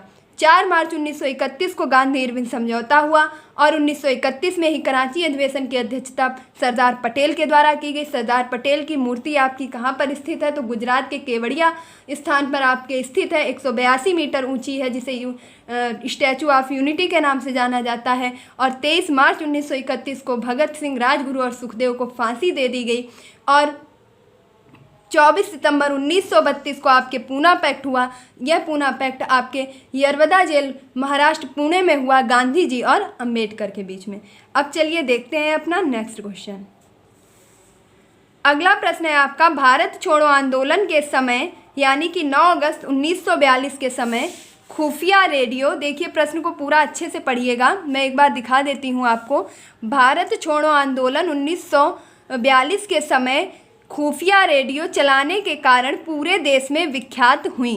कौन विख्यात हुई? एनी बेसेंट हुई, या सरोजनी नायडू हुई, या उषा मेहता हुई, या आपकी ज्योतिबा फूले हुई। तो अब सबसे पहले तो मैं एक प्रश्न आप लोगों से ज़रूर करूंगी कि प्लीज़ मुझे कमेंट बॉक्स में ये ज़रूर बताइएगा कि ज्योतिबा फूले आपके पुरुष हैं या महिला हैं। इस चीज़ को मैं आपसे ज़रूर जानना चाहूँगी कि यह पुरुष हैं या महिला हैं। तो भारत छोड़ो आंदोलन 9 अगस्त 1942 के समय खुफिया रेडियो चलाने के कारण जो पूरे देश में विख्यात रही, उनके बारे में जानने से पहले हम अपने ऑप्शंस के बारे में देख लेते हैं। आप सही उत्तर का चयन करेंगे। तो आपके एनी बेसेंट से संबंधित है भारतीय राष्ट्रीय कांग्रेस की, देखिए मैं शॉर्ट में लिख रही हूँ, भारतीय राष्ट्रीय कांग्रेस की प्रथम महिला अध्यक्ष आपकी जो थी वह थी आपकी एनी बेसेंट। कौन थी? Annie Besant. इस चीज़ को बहुत ही ज़्यादा ध्यान रखिएगा क्योंकि यह प्रश्न आपकी परीक्षा की दृष्टि से बहुत ज़्यादा महत्वपूर्ण है कि भारतीय राष्ट्रीय कांग्रेस की प्रथम महिला अध्यक्ष कौन थी? तो एनी बेसेंट थी। और यहीं पर अब आप देखेंगे सरोजनी नायडू। तो सरोजनी नायडू आपकी भारतीय राष्ट्रीय कांग्रेस की प्रथम भारतीय महिला अध्यक्ष थी। कैसी थी? भारतीय महिला अध्यक्ष थी। इस चीज़ को ध्यान रखिएगा। देखिए हो सकता है राइटिंग थोड़ी गड़बड़ा रही हो तो आप सुन के भी लिख सकते हैं। तो एनी बेसेंट आपकी भारतीय राष्ट्रीय कांग्रेस की प्रथम महिला अध्यक्ष थी, जो कि भारतीय नहीं थी। ये आप खुद ही देख रहे होंगे, एनी बेसेंट आपकी भारतीय महिला नहीं थी। सरोजनी नायडू आपकी भारतीय राष्ट्रीय कांग्रेस की प्रथम भारतीय महिला अध्यक्ष थी। और इनसे रिलेटेड एक चीज़ है कि इन्होंने 1925 के कानपुर अधिवेशन में आपके कांग्रेस की अध्यक्षता की थी। और इनसे रिलेटेड एक चीज़ और है कि इन्हें भारत की प्रथम महिला और उत्तर प्रदेश की भी आपकी प्रथम महिला राज्यपाल रहने का गौरव प्राप्त है। तो उत्तर प्रदेश की प्रथम महिला राज्यपाल कौन है? आपकी सरोजनी नायडू। और ये सिर्फ उत्तर प्रदेश की ही नहीं बल्कि पूरे भारत की प्रथम महिला राज्यपाल रही हैं, जो कि किस राज्य की रही थी? तो उत्तर प्रदेश की रही थी। और यहीं पर अब आपका ऑप्शन नंबर सी है उषा मेहता, जो कि आपके क्वेश्चन का सही आंसर है, यानी कि सी फॉर करेक्ट, कि भारत छोड़ो आंदोलन के समय आपके जो खुफिया रेडियो के द्वारा सबसे ज़्यादा प्रचलित होने वाली महिला थी वह थी आपके उषा मेहता। ये आपको ऐसे क्वेश्चन मिल रहे हैं जो बहुत ही डीपली पढ़ने के बाद कलेक्ट हो पाते हैं। तो भारत छोड़ो आंदोलन 9 अगस्त 1942 के समय खुफिया रेडियो चलाने के कारण पूरे देश में विख्यात हुई थी, वह थी आपकी उषा मेहता। और ज्योतिबा फूले, अब आप सभी लोग कमेंट बॉक्स में बताएंगे कि ज्योतिबा फूले पुरुष हैं या महिला हैं, ये मैं नहीं बताऊंगी। और ये कन्फ्यूजन काफ़ी लोगों को रहता है। तो ज्योतिबा फूले ने आपके सत्यशोधक समाज की स्थापना किसने की थी? तो सत्यशोधक समाज की स्थापना आपकी की थी ज्योतिबा फूले ने। और इन्होंने क्या किया था? इन्होंने एक प्रसिद्ध पुस्तक लिखी थी। सत्यशोधक समाज की स्थापना आपकी ज्योतिबा फूले ने की थी। और इनकी एक प्रसिद्ध पुस्तक है जिसका नाम है गुलामगिरी। गुलामगिरी पुस्तक किसकी है? तो ज्योतिबा फूले की है। और इन्होंने सत्यशोधक समाज की स्थापना और कहाँ पर की थी? तो इन्होंने महाराष्ट्र में की थी। इस चीज़ को और याद रखिएगा, सत्यशोधक समाज की स्थापना महाराष्ट्र में ज्योतिबा फूले ने की। और इन्होंने एक प्रसिद्ध पुस्तक लिखी जो कि गुलामगिरी है। यह आपके दलित समाज से संबंधित थी। देखिए मैं आपको बता ही देती हूँ कि ज्योतिबा फूले आपकी महिला नहीं बल्कि पुरुष हैं। ज्योतिबा फूले आपके पुरुष हैं। इन्हें मैंने सिर्फ ऑप्शन में डाल के आपको भ्रमित करने के लिए ये डाला है। और आपसे पूछना भी चाहूँगी कि ऐसे कितने लोग हैं जो मेरे बताने से पहले भी ये जानते थे कि ज्योतिबा फूले आपकी महिला हैं या पुरुष हैं। तो ज्योतिबा फूले आपके पुरुष हैं जिन्होंने सत्यशोधक समाज की स्थापना महाराष्ट्र में की। और इन्होंने एक प्रसिद्ध पुस्तक गुलामगिरी की भी रचना की जो आपके दलित समाज से संबंधित है। अगला प्रश्न है आपका, तृतीय गोलमेज सम्मेलन कब हुआ था? 12 नवंबर 1930 को, 7 सितंबर 1931 को, 17 नवंबर 1932 को, या 17 अक्टूबर 1940 को। तो अब आप सभी लोग अपना अपना आंसर सही करेंगे कि आपके तृतीय गोलमेज सम्मेलन कब हुआ था। उम्मीद करती हूँ कि आप लोगों ने अपने सही ऑप्शन का चयन कर लिया होगा। देखिए, ये कोई मैथमेटिक्स नहीं है जहाँ आपको सूत्र लगा करके आंसर निकालना पड़ेगा। आता है तो आता है, नहीं आता है तो फिर गलत जाता है। ठीक है, तो अगर आता है तो 1 सेकंड लगता है, सिर्फ देखना है और उत्तर करना है। तो तृतीय गोलमेज सम्मेलन कब हुआ था? तो सबसे पहले हम एक एक ऑप्शंस को देखते जाएंगे। तो 12 नवंबर 1930 को आपका प्रथम गोलमेज सम्मेलन हुआ था। प्रथम गोलमेज सम्मेलन आपका हुआ था 12 नवंबर 1930 को। और इस सम्मेलन की अगर मैं बात करूं कि इस सम्मेलन में आपके क्या प्रमुख बात रही है, तो इस सम्मेलन में आपके किसी भी कांग्रेसी नेता ने भाग नहीं लिया था। प्रथम गोलमेज सम्मेलन 12 नवंबर 1930 को हुआ, जिसमें किसी भी भारतीय नेता, अगर बात करूं कि किसी भी कांग्रेसी नेता ने भाग नहीं लिया था। क्यों नहीं लिया था? क्योंकि आपके इसी समय से पहले एक घटना हुई थी, असहयोग आंदोलन। आप सभी को मैंने अभी पीछे पढ़ाया है। तो असहयोग आंदोलन में सभी नेताओं को जो है जेल हो गई थी। तो जेल में बंद होने के कारण कोई भी नेता इस आंदोलन में भाग नहीं ले पाया था। तो 12 मार्च 1930 को प्रथम गोलमेज सम्मेलन हुआ, जिसमें किसी भी भारतीय नेता ने भाग नहीं लिया था, और वो भी स्पेशली कांग्रेसी भारतीय नेता ने।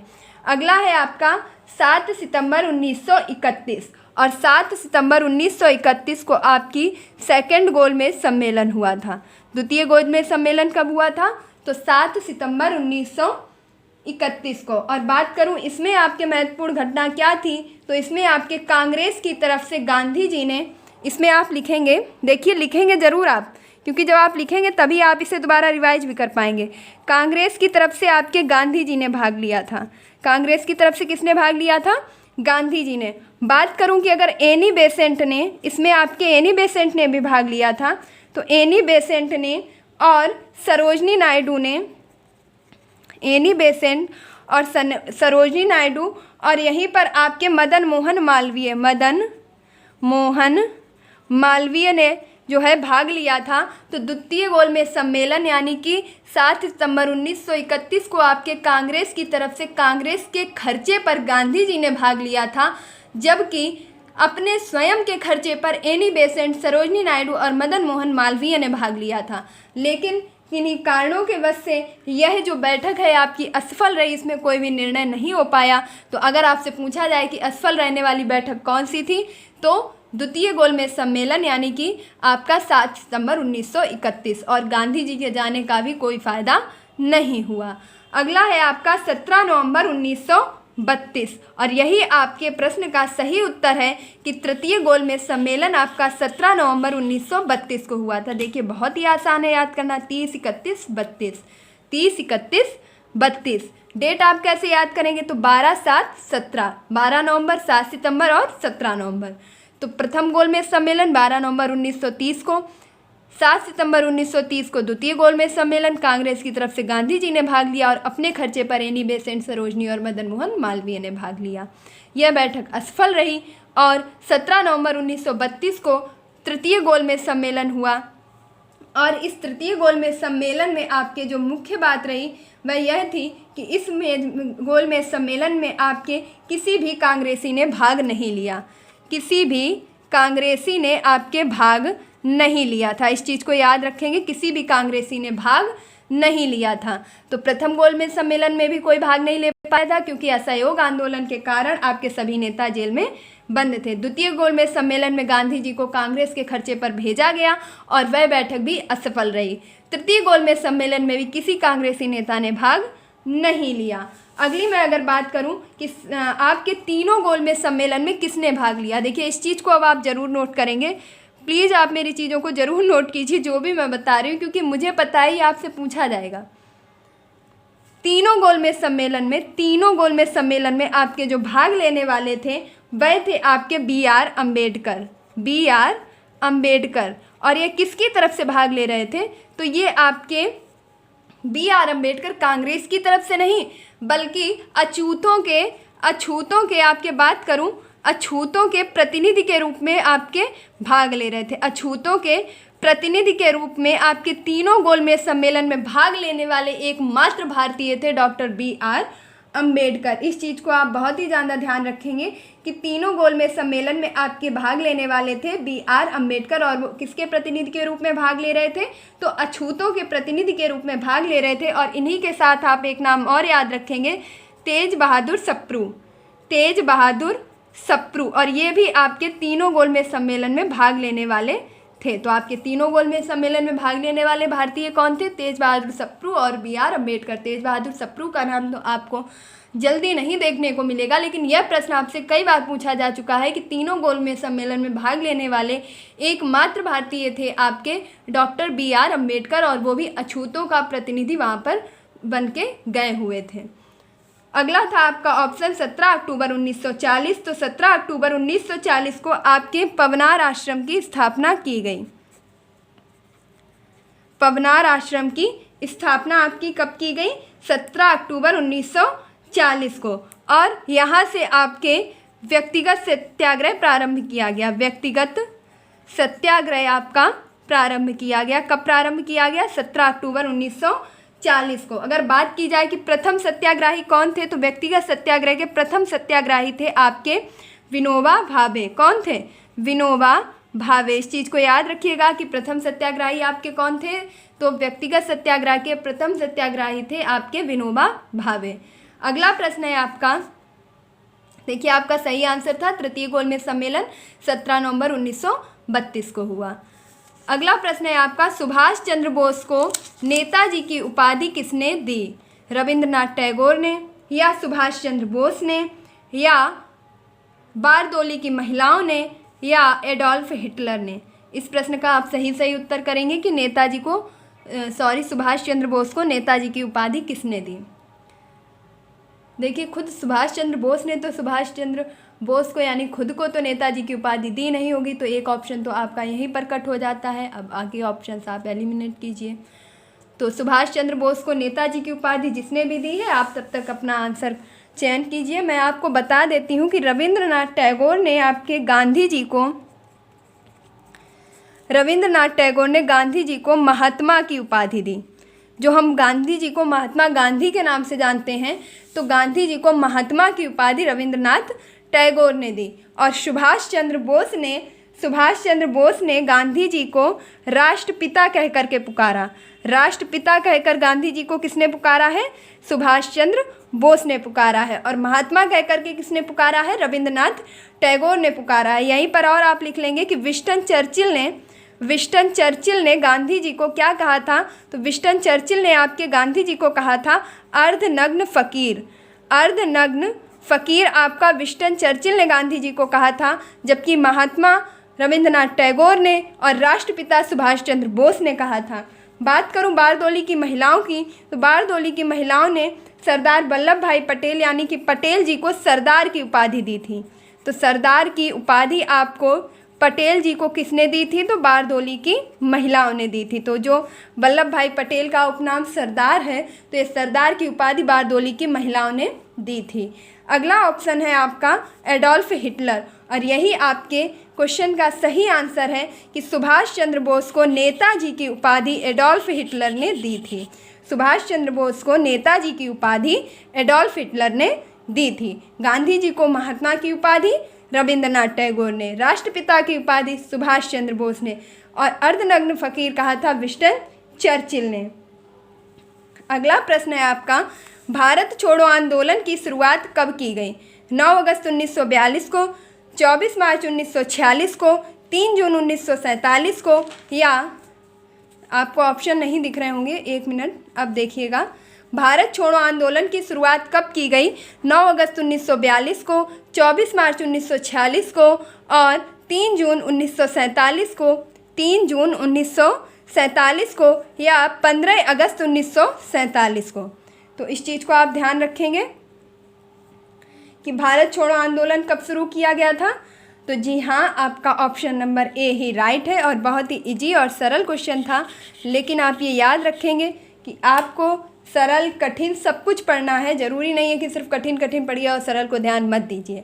ज़रूरी नहीं है कि सिर्फ सरल पढ़िए और कठिन से डरते रहिए। तो आपको सरल कठिन सब कुछ पढ़ना है, एक तरफ से चलना है। तो भारत छोड़ो आंदोलन की शुरुआत 9 अगस्त 1942 को की गई थी।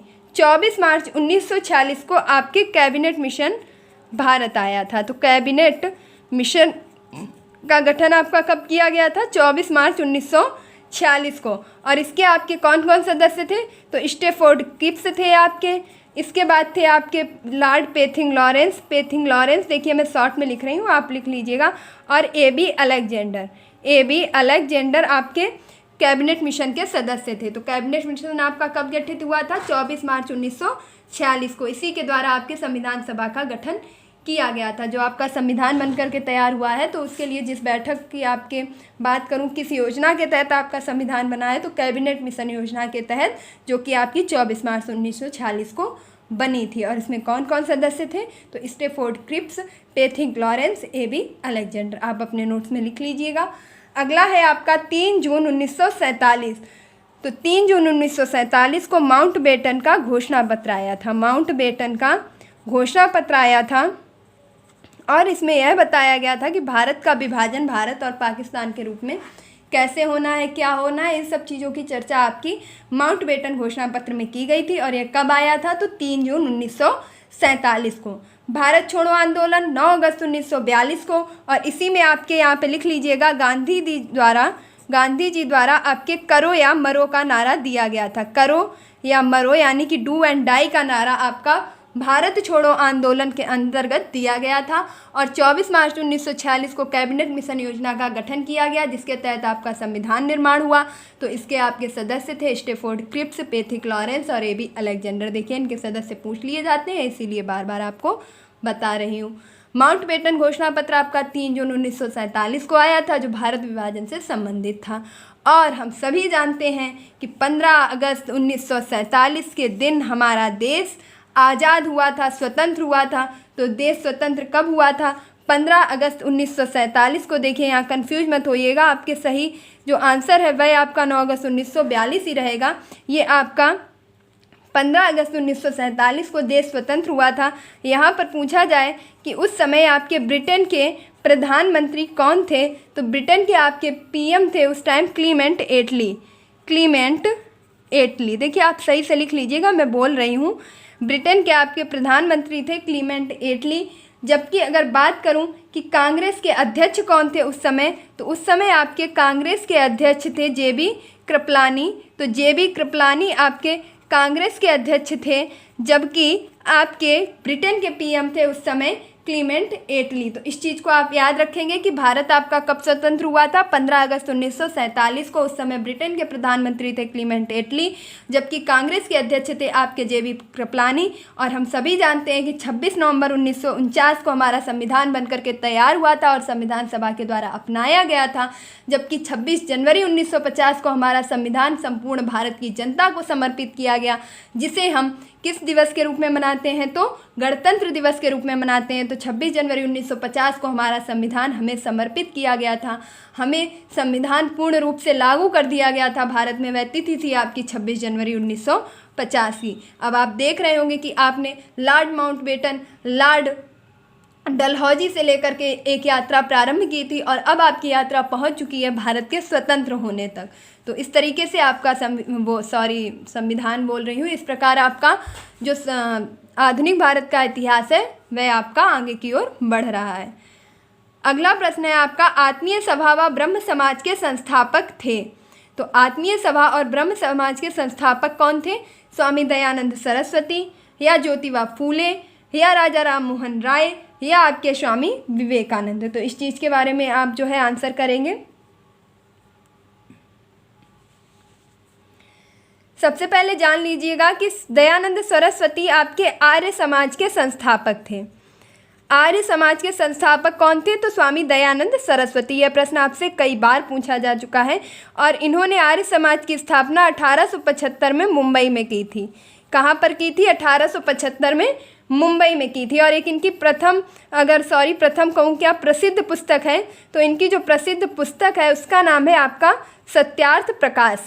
सत्यार्थ प्रकाश आपकी प्रसिद्ध पुस्तक किसकी है? तो स्वामी दयानंद सरस्वती की है। देखिए मैं कोशिश करती हूँ कि जो भी नाम आता है, जो भी सन आता है, जो भी प्रश्न आता है, तो उससे जितना ज़्यादा से ज़्यादा आपको बता सकूँ। और यकीन मानिए जीके में आपको अगर कहूँ कि महारत हासिल करने का यही एक मूल मंत्र है कि जो भी चीज़ सामने आ जाए उसके बारे में फटाफट पोस्टमार्टम कर डालिए, जो भी आता है सब रिवाइज कर डालिए उसके बारे में। ज़रूरी नहीं है जो मैं बता रही हूँ आप उतना ही रिवाइज कीजिए, अगर आपको मेरे से भी ज़्यादा आ रहा है तो आप वो भी रिवाइज कीजिए, या जो आपको आ रहा है और मैंने नहीं बताया है वो रिवाइज कीजिए, जो आपको नहीं आ रहा है और मैंने बताया है वो भी रिवाइज कीजिए। मेन फोकस रखिए रिवीजन पर। कोई भी ऑप्शन आता है, कोई भी सन आता है, कोई भी नाम आता है, कोई भी जगह का नाम आता है, किसी भी व्यक्ति का नाम आता है, तो आप अपने दिमाग में रिलेट कीजिए कि आप उसके बारे में कितना ज़्यादा से ज़्यादा जानते हैं। और जीके में आपके पकड़ बनाने का यही मूल तरीका है। तो आर्य समाज की स्थापना 1875 मुंबई में दयानंद सरस्वती के द्वारा की गई और इनकी एक प्रसिद्ध पुस्तक है जिसका नाम है सत्यार्थ प्रकाश। और इन्होंने ही आपके नारा दिया था वेदों की ओर लौटो। वेदों की ओर लौटो का नारा किसने दिया था? स्वामी दयानंद सरस्वती ने दिया था। अगला है आपका प्रश्न ज्योतिबा फूले। अभी अभी मैं आपको बता चुकी थी कि ज्योतिबा फूले ने आपके सत्यशोधक समाज की स्थापना की है। सत्यशोधक समाज की स्थापना आपकी महाराष्ट्र में ज्योतिबा फूले ने की है। और कब की है? तो 1873 में की है। और इनकी एक प्रसिद्ध पुस्तक है जिसका नाम है गुलामगिरी। अब देखिए, एक प्रश्न जब आपके सामने 4-4-5 बार आएगा तो आप कैसे नहीं उसे याद कर पाएंगे। तो गुलामगिरी पुस्तक किसकी है? ज्योतिबा फूले की है। और इन्होंने सत्यशोधक समाज की स्थापना महाराष्ट्र में 1873 में की। बात करूं अगर राजा राम मोहन राय की, तो राजा राम मोहन राय ने आपके आत्मीय सभा की स्थापना 1815 में, इस चीज़ को याद रखिएगा। और ब्रह्म समाज की स्थापना 1828 में, इसे मैंने यहीं पे लिख दिया है तो आप इसे याद रख लेंगे कि आत्मीय सभा की स्थापना 1815 में, जबकि ब्रह्म समाज की स्थापना 1828 में आपके राजा राम मोहन राय ने की। और इनकी प्रसिद्ध पुस्तक है जिसका नाम है पत्रिका है इनकी एक पुस्तक, क्या एक बहुत ही प्रसिद्ध पत्रिका है इनकी, संवाद कौमुदी। संवाद कौमुदी। इसके बाद दूसरी है इनकी मिरातुल अखबार। मिरातुल अखबार।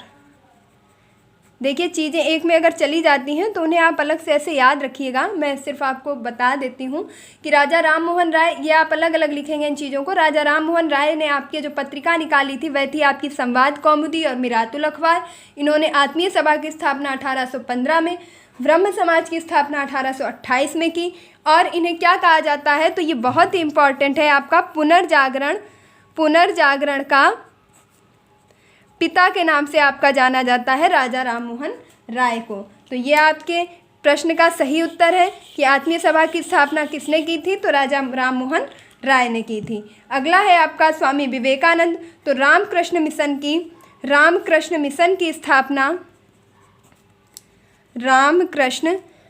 की स्थापना 1897 में आपके स्वामी विवेकानंद ने की थी। और इन्होंने वेल्लूर मठ की भी स्थापना की थी, इस चीज़ को याद रखिएगा। वेल्लूर मठ की स्थापना भी इन्होंने 1887 में की थी स्वामी विवेकानंद ने।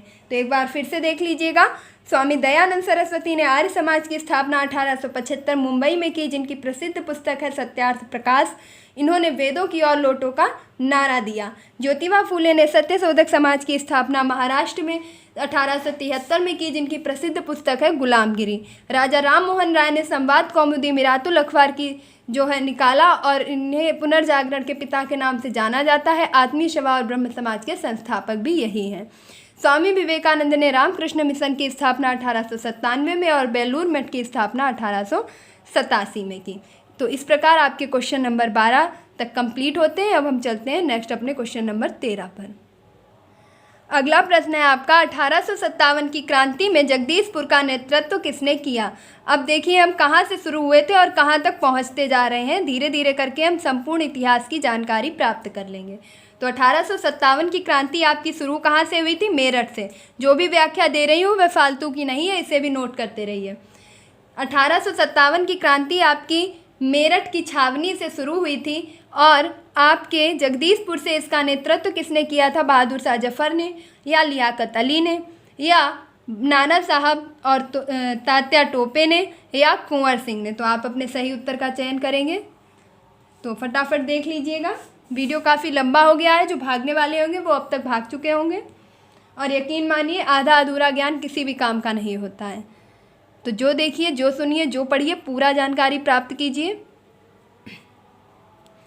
1857 की क्रांति में आपके बहादुर शाह जफर जो हैं, इन्होंने आपके दिल्ली से नेतृत्व किया था। तो दिल्ली से आपके नेतृत्व करता थे बहादुर शाह जफर। जबकि बात करूं लियाकत अली की, तो लियाकत अली ने आपके इलाहाबाद से नेतृत्व किया था। इलाहाबाद जो कि अभी आपका वर्तमान में प्रयागराज के नाम से जाना जा रहा है। और अगर बात करूं कि उत्तर प्रदेश में सर्वाधिक जनसंख्या वाला जिला आपका कौन सा है, तो इलाहाबाद है। और इलाहाबाद से आपके 1857 की क्रांति की नेतृत्व करता थे आपके लियाकत अली। अगला है आपका नाना साहब और तात्या टोपे। तो नाना साहब और तात्या टोपे ने आपके कानपुर से 1857 की क्रांति का नेतृत्व किया था। 1857 की क्रांति का कानपुर से नेतृत्वकर्ता कौन थे? नाना साहब और तात्या टोपे। अब अगर मैं बात करूं कि कानपुर बिठूर में आपका एक वाल्मीकि आश्रम है, जिससे कई बार प्रश्न पूछा जाता है कि वाल्मीकि आश्रम आपका कहाँ है, तो बिठूर कानपुर में है। और बिठूर कानपुर से ही आपके 1857 की क्रांति का नेतृत्व नाना साहब और तात्या टोपे के द्वारा किया गया था। ये भी आप याद रखेंगे। और अब आपका लास्ट ऑप्शन बचता है कुंवर सिंह। तो कुंवर सिंह ने आपके 1857 की क्रांति में जगदीशपुर से नेतृत्व किया था। तो जगदीशपुर से आपके नेतृत्वकर्ता कौन थे, इस चीज़ को याद रखिएगा। जगदीशपुर से थे आपके कुंवर सिंह, दिल्ली से थे आपके बहादुर शाह जफर, इलाहाबाद से थे आपके लियाकत अली, कानपुर से थे आपके तात्या टोपे और नाना साहब। अब यहीं पर आप लिखेंगे कि झांसी से आपकी कौन थी, तो झांसी थी आपकी लक्ष्मीबाई। बात करूं अगर बेगम हजरत महल की, तो बेगम हजरत महल थी आपकी लखनऊ से। बेगम हजरत महल थी आपकी नेतृत्वकर्ता लखनऊ से। इस चीज़ को याद रखिएगा, ये सभी आपसे पूछे जाते हैं। तो इलाहाबाद से किसने की थी नेतृत्व, आपके किसने किया था? लियाकत अली ने। कानपुर से नाना साहब तात्या टोपे ने। जगदीशपुर से कुंवर सिंह ने। दिल्ली से बहादुर शाह जफर ने। झांसी से रानी लक्ष्मीबाई ने। लखनऊ से बेगम हजरत महल ने। चलिए देखते हैं अपना नेक्स्ट क्वेश्चन। अगला प्रश्न है आपका, किसने लक्ष्मीबाई की वीरता से प्रभावित होकर उन्हें क्रांतिकारियों में एक अकेले मर्द की संज्ञा दी? देखिए, ये प्रश्न अगर मैं कहूँ कि सबसे आज की पूरे वीडियो में सबसे ज़्यादा कहूँ कि बहुत ही अच्छा प्रश्न है, क्योंकि इसमें आपके लक्ष्मीबाई को एक अकेले मर्द की संज्ञा दी गई है। और यह प्रश्न आपको बहुत ही कम देखने को मिलता होगा। और जो प्रश्न हम ऐसे ही छोड़ देते हैं कथन वगैरह से, ये हमसे पूछ लिए जाते हैं। तो इस चीज़ को याद रखिएगा। तो किसने लक्ष्मीबाई को वीरता से प्रभावित होकर के क्रांतिकारियों में एक अकेले मर्द की संज्ञा दी थी? वी.डी. सावरकर ने, या वैलेंटाइन सिरोल ने, या राम प्रसाद बिस्मिल ने, या ह्यूरोज ने? तो मैं उम्मीद करती हूँ कि आप सभी अपना सही आंसर कर रहे होंगे। तो आप अपना सही आंसर कीजिए, तब तक मैं आपको बता देती हूँ। वी.डी. सावरकर को आपका अगर मैं कहूँ तो इन्होंने तिलक जी को भारतीय असंतोष का जनक कहा था। भारतीय असंतोष का, एक सेकंड रुकिएगा, भारतीय असंतोष का जनक जो है आपका वैलेंटाइन ने कहा था तिलक जी को। तो तिलक जी को आपका भारतीय असंतोष का जनक कहा था वैलेंटाइन सिरोल ने। इस चीज़ को याद रखिएगा, वैलेंटाइन सिरोल ने आपके तिलक जी को क्या कहा था? भारतीय असंतोष का जनक कहा था। बाल गंगाधर तिलक को, इस चीज़ को याद रखिएगा, वैलेंटाइन सिरोल ने बाल गंगाधर तिलक को भारतीय असंतोष का जनक, ये पूछा जा चुका है, भारतीय असंतोष का जनक बाल गंगाधर तिलक को किसने कहा? वैलेंटाइन सिरोल ने कहा। अगला है आपका वी.डी. सावरकर। तो अब आप यहाँ पर देखेंगे कि वी.डी. सावरकर ने आपके क्या किया था? तो इन्होंने 1857 की क्रांति को, 1857 की जो आपकी क्रांति हुई थी, उसे इन्होंने यह कहा था कि यह क्रांति भारत का प्रथम स्वतंत्रता संग्राम है। भारत का फर्स्ट स्वतंत्रता संग्राम। 1857 की क्रांति को भारत का प्रथम स्वतंत्रता संग्राम किसने कहा था? वी.डी. सावरकर ने। देखिए, इनका जो अगर मैं नाम बता दूं आपको, ध्यान से सुन लीजिएगा, क्योंकि एक दो बार मुझे ऐसा भी कई लोगों से सुनने को मिला है कि उनको ऑप्शन में पूरा नाम लिखा था तो उन्होंने सही आंसर को टिक ही नहीं किया, उन्हें पता ही नहीं था इनका पूरा नाम क्या है, वो तो वी.डी. सावरकर रटे हुए थे। कोई पूरा नाम पढ़कर जाता है तो वो वीडी सावरकर नहीं कर पाता है। यहाँ बात सिर्फ वीडी सावरकर की ही नहीं है, ऐसे कई नाम होते हैं जिन्हें शॉर्ट में ज़्यादा प्रचलित हो जाते हैं, जिनका पूरा नाम हम यदा कदा देखने को ही पाते हैं। तो वीडी सावरकर का पूरा नाम है आपका विनायक दामोदर सावरकर, विनायक दामोदर सावरकर। और इन्होंने 1857 की क्रांति को भारत का स्वतंत्रता संग्राम कहा। भारत का प्रथम स्वतंत्रता संग्राम किसने कहा? वीडी सावरकर ने। और यह आपके कहाँ के थे? तो यह आपके महाराष्ट्र के थे। और इन्होंने अभिनव भारत संस्था की स्थापना भी की थी। अभिनव भारत संस्था की स्थापना इन्होंने महाराष्ट्र में की थी। अभिनव भारत संस्था की स्थापना महाराष्ट्र में किसने की थी? तो वीडी सावरकर ने की थी। और इन्होंने 1857 की क्रांति को भारत का प्रथम स्वतंत्रता संग्राम की संज्ञा दी। जबकि बाल गंगाधर तिलक को आपका भारतीय संतोष का जनक वैलेंटाइन सिरोल ने कहा। अब अगर मैं बात करूं राम प्रसाद बिस्मिल की, तो हम सभी जानते हैं कि राम प्रसाद बिस्मिल आपके काकोरी ट्रेन डकैती, जो कि आपकी काकोरी ट्रेन डकैती की घटना आपकी 1925 में हुई थी, उसमें आपके ये शामिल रहे थे। कौन थे? तो राम प्रसाद बिस्मिल, अशफाकुल्ला खां, राजेंद्र लाहिड़ी, ये सभी आपके काकोरी ट्रेन डकैती में शामिल थे। तो 1925 में इन्हें फांसी पर लटकाया गया था। जब इन्होंने ट्रेन जो है आपकी ट्रेन की ये जो घटना हुई थी काकोरी, इसमें आपके फांसी पर लटकाए गए थे राम प्रसाद बिस्मिल। उस समय इन्होंने एक महत्वपूर्ण कथन कहा जो आपसे कई बार पूछा जा चुका है कि मैं इस राज्य के पतन की इच्छा करता हूँ। देखिए इन्होंने कितनी बड़ी बात कही है कि मैं इस राज्य के पतन की इच्छा करता हूँ। तो मैं इस राज्य के पतन की इच्छा करता हूँ, यह कथन आपका कहा था राम प्रसाद बिस्मिल ने। और क्यों कहा था? क्योंकि काकोरी ट्रेन डकैती में इन्हें 1925 में फांसी हो गई थी और इन्हें किसी भी प्रकार से बचाया नहीं जा सका था। अगला आपका लास्ट ऑप्शन बचता है ह्यूरोज का। तो देखिए आप सभी लोग याद रखेंगे कि महारानी लक्ष्मीबाई जो कि खूब लड़ी मर्दानी, वो तो झांसी वाली रानी थी। तो उस झांसी वाली रानी को, मर्दानी को पूरे स्वतंत्रता संग्राम में क्रांतिकारियों में अकेले मर्द की संज्ञा ह्यूरोज ने दी थी। किसने दी थी? ह्यूरोज ने दी थी। इस चीज़ को बहुत ही ज़्यादा याद रखिएगा। तो महारानी लक्ष्मीबाई को क्रांतिकारियों में अकेले मर्द की संज्ञा ह्यूरोज ने दी। जबकि मैं इस राज्य की पतन की इच्छा करती हूँ, यह कथन आपका राम प्रसाद बिस्मिल ने कहा। और आपके 1857 की जो क्रांति हुई थी उसे भारत का प्रथम स्वतंत्रता संग्राम वीडी सावरकर ने कहा। और बाल गंगाधर तिलक को भारतीय असंतोष का जनक वैलेंटाइन सिरोल ने कहा। तो उम्मीद करती हूँ कि आप ये सभी कथन के बारे में आसानी से याद रख पाएंगे। अगला प्रश्न है आपका, संपूर्ण क्रांति का नारा किसने दिया? देखिए धैर्य बनाए रखिए, बहुत ज़्यादा बड़ा होने वाला नहीं है वीडियो, बस मुश्किल से 5-7 मिनट और। संपूर्ण क्रांति का नारा किसने दिया? सुभाष चंद्र बोस ने, या लाला लाजपत राय ने, या जयप्रकाश नारायण ने, या बाल गंगाधर तिलक ने? तो अब आप सभी लोग अपना सही आंसर कीजिएगा। देखिए यकीन मानिए जिनका पढ़ने में मन लगता है और जिन्हें लगता है अंदर से कि मुझे और जानकारी मिले, मैं और सीखूं, उनका ध्यान टाइम की तरफ कभी जाता ही नहीं है। तो जो लोग भी वीडियो छोड़ के जा चुके हैं उनके लिए बहुत बहुत धन्यवाद। जितना देखा है उतना ही भगवान से प्रार्थना करूंगी कि उनके दिमाग में बना रहे। और जो लोग वीडियो के अंत तक जुड़े हैं तो यकीन मानिए आप बहुत ही अच्छी तैयारी कर रहे हैं और आप सिर्फ एक वीडियो में अपने सारे क्वेश्चंस तैयार कर रहे हैं। यह एक मैराथन आपके सभी प्रतियोगी परीक्षाओं में जो है एक महत्वपूर्ण साबित होने वाली है। तो सुभाष चंद्र बोस ने आपके दिल्ली चलो का नारा दिया था। दिल्ली चलो का नारा किसने दिया था? सुभाष चंद्र बोस ने।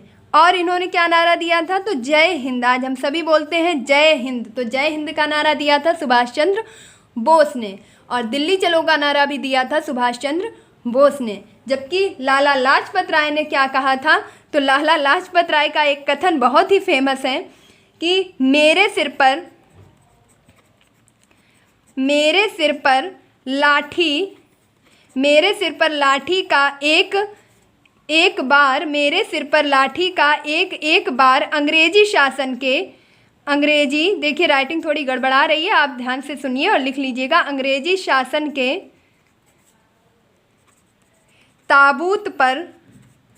ताबूत की कील साबित होगा। ताबूत की कील साबित होगा। देखिए कितनी महत्वपूर्ण बात इन्होंने कही थी कि लाला लाजपत राय ने कहा था, मेरे सिर पर पड़ी एक एक लाठी अंग्रेजी शासन के ताबूत की कील सा साबित होगा। तो यह कथन आपका कहा था लाला लाजपत राय ने। अगला है आपका जयप्रकाश नारायण, जो कि आपके प्रश्न का सही उत्तर है सी फॉर करेक्ट, यानी कि संपूर्ण क्रांति। यहीं से आपके एक प्रश्न पूछा जाएगा सर्वोदय योजना, ये सभी संबंधित हैं आपके जयप्रकाश नारायण से। तो आपके संपूर्ण क्रांति का नारा किसने दिया था? जयप्रकाश नारायण ने। और मैं अगर आपको बता दूं कि लाला लाजपत राय ने एक नारा और दिया था, साइमन कमीशन वापस जाओ। इसे आप याद रखेंगे, लाला लाजपत राय ने दिया था Simon go back, Simon go back, Simon commission वापस जाओ। यह नारा किसने दिया था? लाला लाजपत राय ने। मेरे सिर पर पड़ी लाठी एक एक बार अंग्रेजी शासन के ताबूत की कील साबित होगा, यह किसने कहा था? लाला लाजपत राय ने। दिल्ली चलो और जय हिंद का नारा किसने दिया था? सुभाष चंद्र बोस ने। संपूर्ण क्रांति या सर्वोदय योजना के जनक कौन है? तो यह है आपके जयप्रकाश नारायण। और यह सर्वोदय योजना आपकी 1950 में आई थी, यह भी याद रख लीजिएगा। अगला है आपका बाल गंगाधर तिलक। तो बाल गंगाधर तिलक एक महत्वपूर्ण नारा, स्वराज हमारा जन्म सिद्ध अधिकार है, स्वराज्य हमारा जन्म सिद्ध अधिकार है। इस चीज़ को याद रखिएगा, स्वराज हमारा जन्म सिद्ध अधिकार है, किसने कहा था? बाल गंगाधर तिलक ने। मैं भूलने नहीं दूंगी, रिवीजन कराऊंगी, बार बार कराऊंगी, 1000 बार कराऊंगी, जब तक आपको याद नहीं हो जाता तब तक कराती रहूंगी। तो एक बार फिर से मेरे साथ बोलिए, वीडी सावरकर ने 1857 की क्रांति को भारत का प्रथम स्वतंत्रता संग्राम की संज्ञा दी और इन्होंने अभिनव भारत संस्था की स्थापना महाराष्ट्र में की। वैलेंटाइन सिरोल ने बाल गंगाधर तिलक को भारतीय असंतोष का जनक कहा।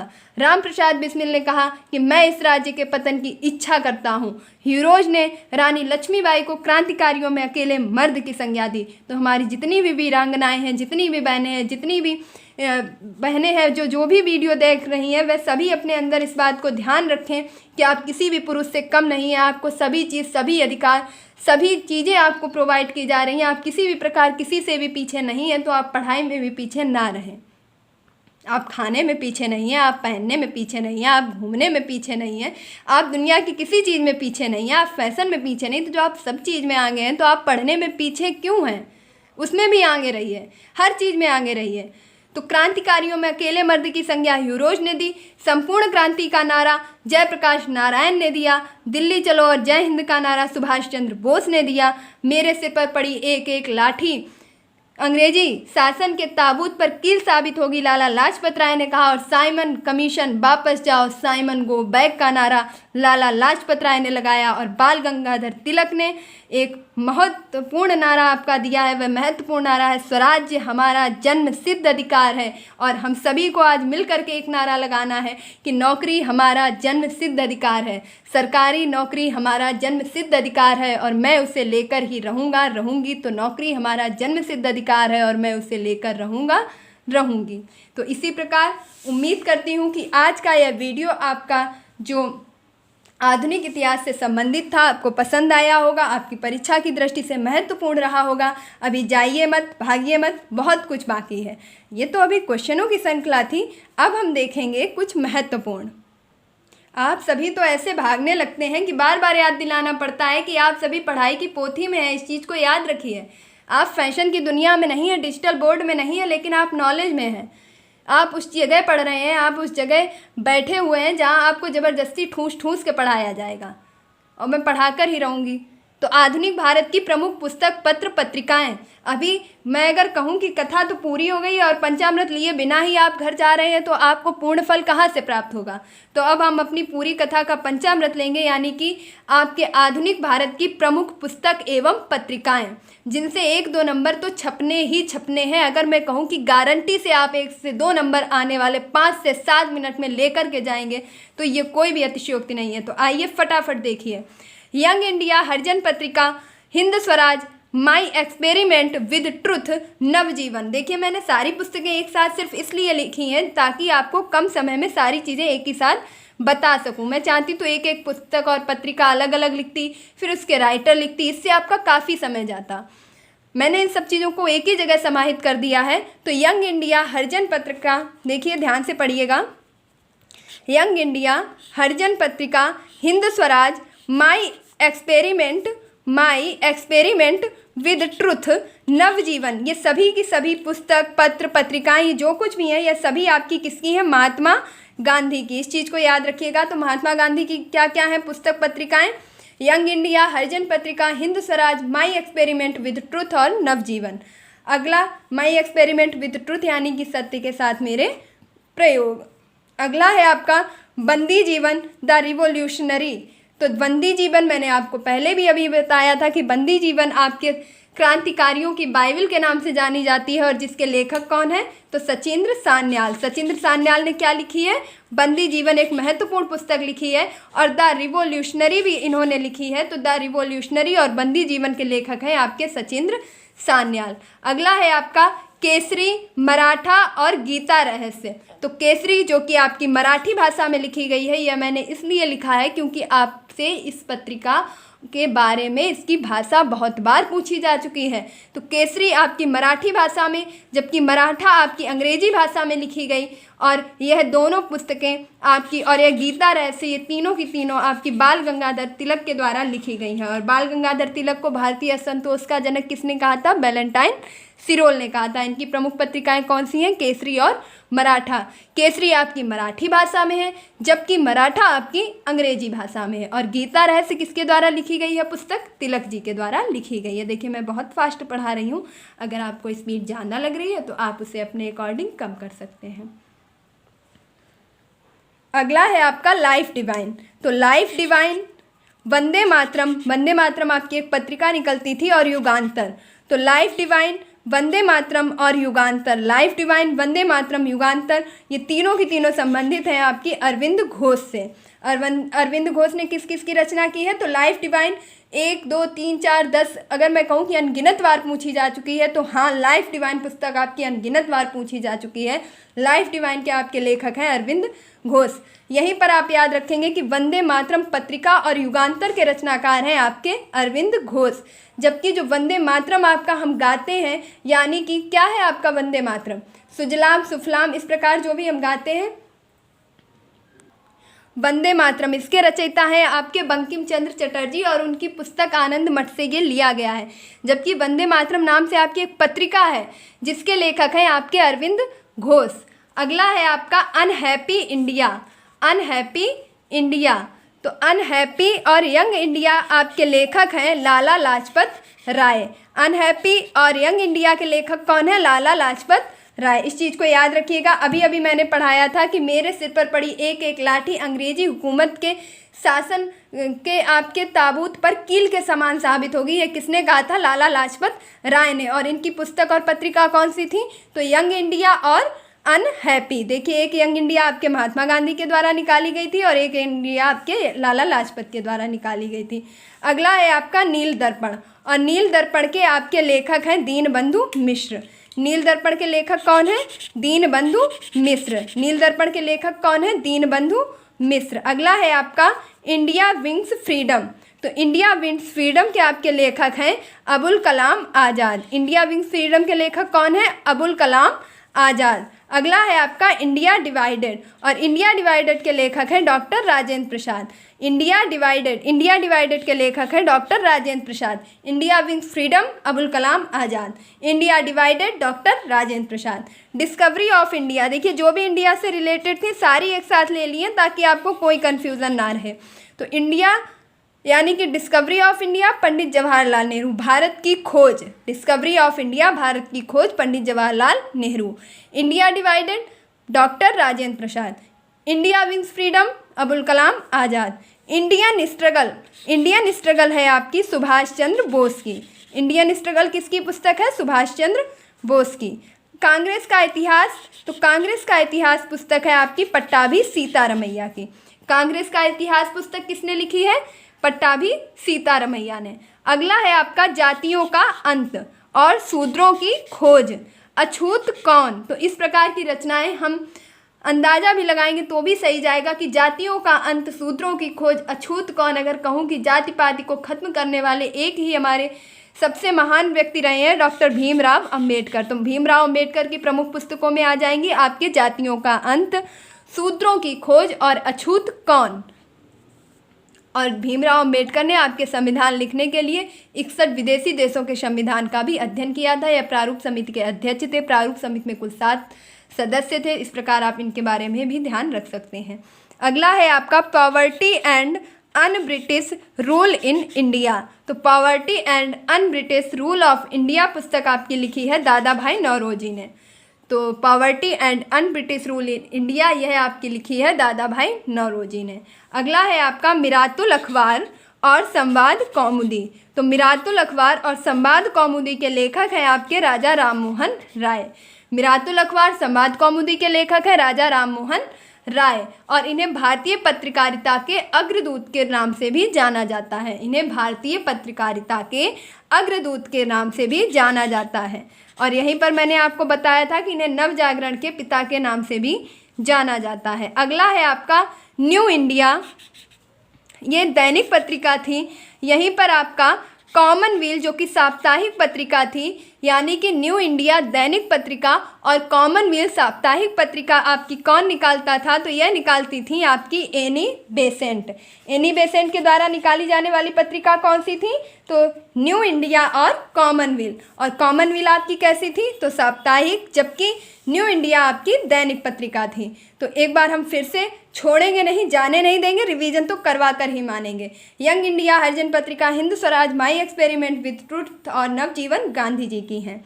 बंदी जीवन द रिवोल्यूशनरी सचिंद्र सान्याल की हैं। बंदी जीवन को क्रांतिकारियों की बाइबल के नाम से भी जाना जाता है।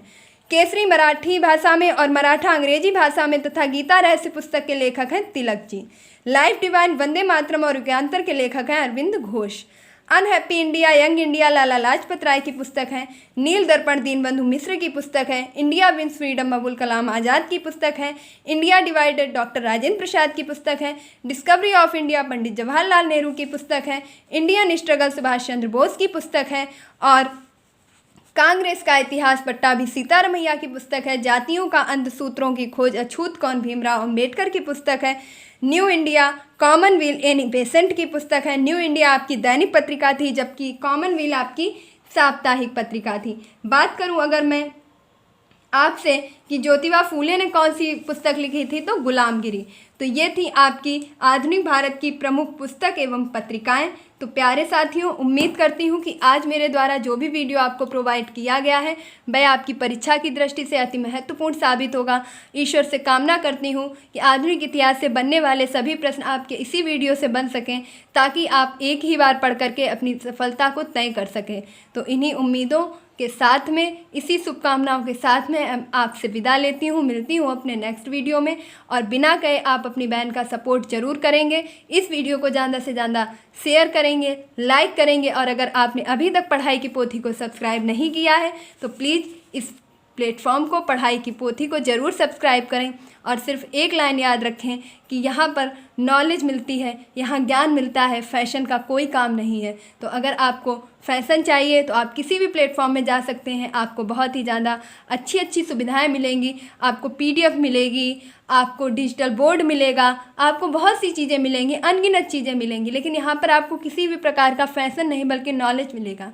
सिर्फ आपको सफलता के लिए यहाँ पढ़ना है, ना कि फैशन के लिए पढ़ना है। तो अगर आपको फैशन चाहिए तो आप कहीं भी जा सकते हैं, लेकिन अगर आपको सफलता चाहिए, कम समय में बेहतरीन कंटेंट चाहिए, सिर्फ मेहनत करनी है, लगन से पढ़ना है, पसीना बहाना है और इस बार करके ही दिखाना है, क्योंकि नौकरी हमारा जन्म सिद्ध अधिकार है और हम इसे लेकर के रहेंगे। अगर ये चीज़ आपने मन में ठानी है तो आप इस प्लेटफॉर्म के साथ ज़रूर रहेंगे। और प्यारे साथियों, इस वीडियो को ज़्यादा से ज़्यादा शेयर कीजिएगा और जितना हो सके इस प्लेटफॉर्म को सपोर्ट कीजिए। शुरुआत है, स्टार्टिंग है, लेकिन आगे चल करके आप लोगों का सहयोग रहा तो ये प्लेटफॉर्म भी अपनी ऊंचाइयों तक पहुंचेगा। और मुझे पूरा यकीन है कि आप लोग इस चैनल को सब्सक्राइब अब तक कर चुके होंगे। अगर आपने अभी तक भी नहीं किया है तो प्लीज़ पढ़ाई की पोथी को सब्सक्राइब करें, इस परिवार का हिस्सा बने और अपना धैर्य, विश्वास और अगर मैं कहूँ कि भरोसा इस प्लेटफॉर्म के प्रति बनाए रखें। अपने माता पिता और गुरुजनों का सम्मान करें, लगनता से पढ़ाई करते रहें। निश्चित है सफलता आपकी। अब जान लगा दो या जाने दो। इसी के साथ मिलती हूँ अपने नेक्स्ट वीडियो में। तब तक के लिए खुश रहिए, मस्त रहिए और पढ़ाई में निरंतरता बनाए रखिए। धन्यवाद।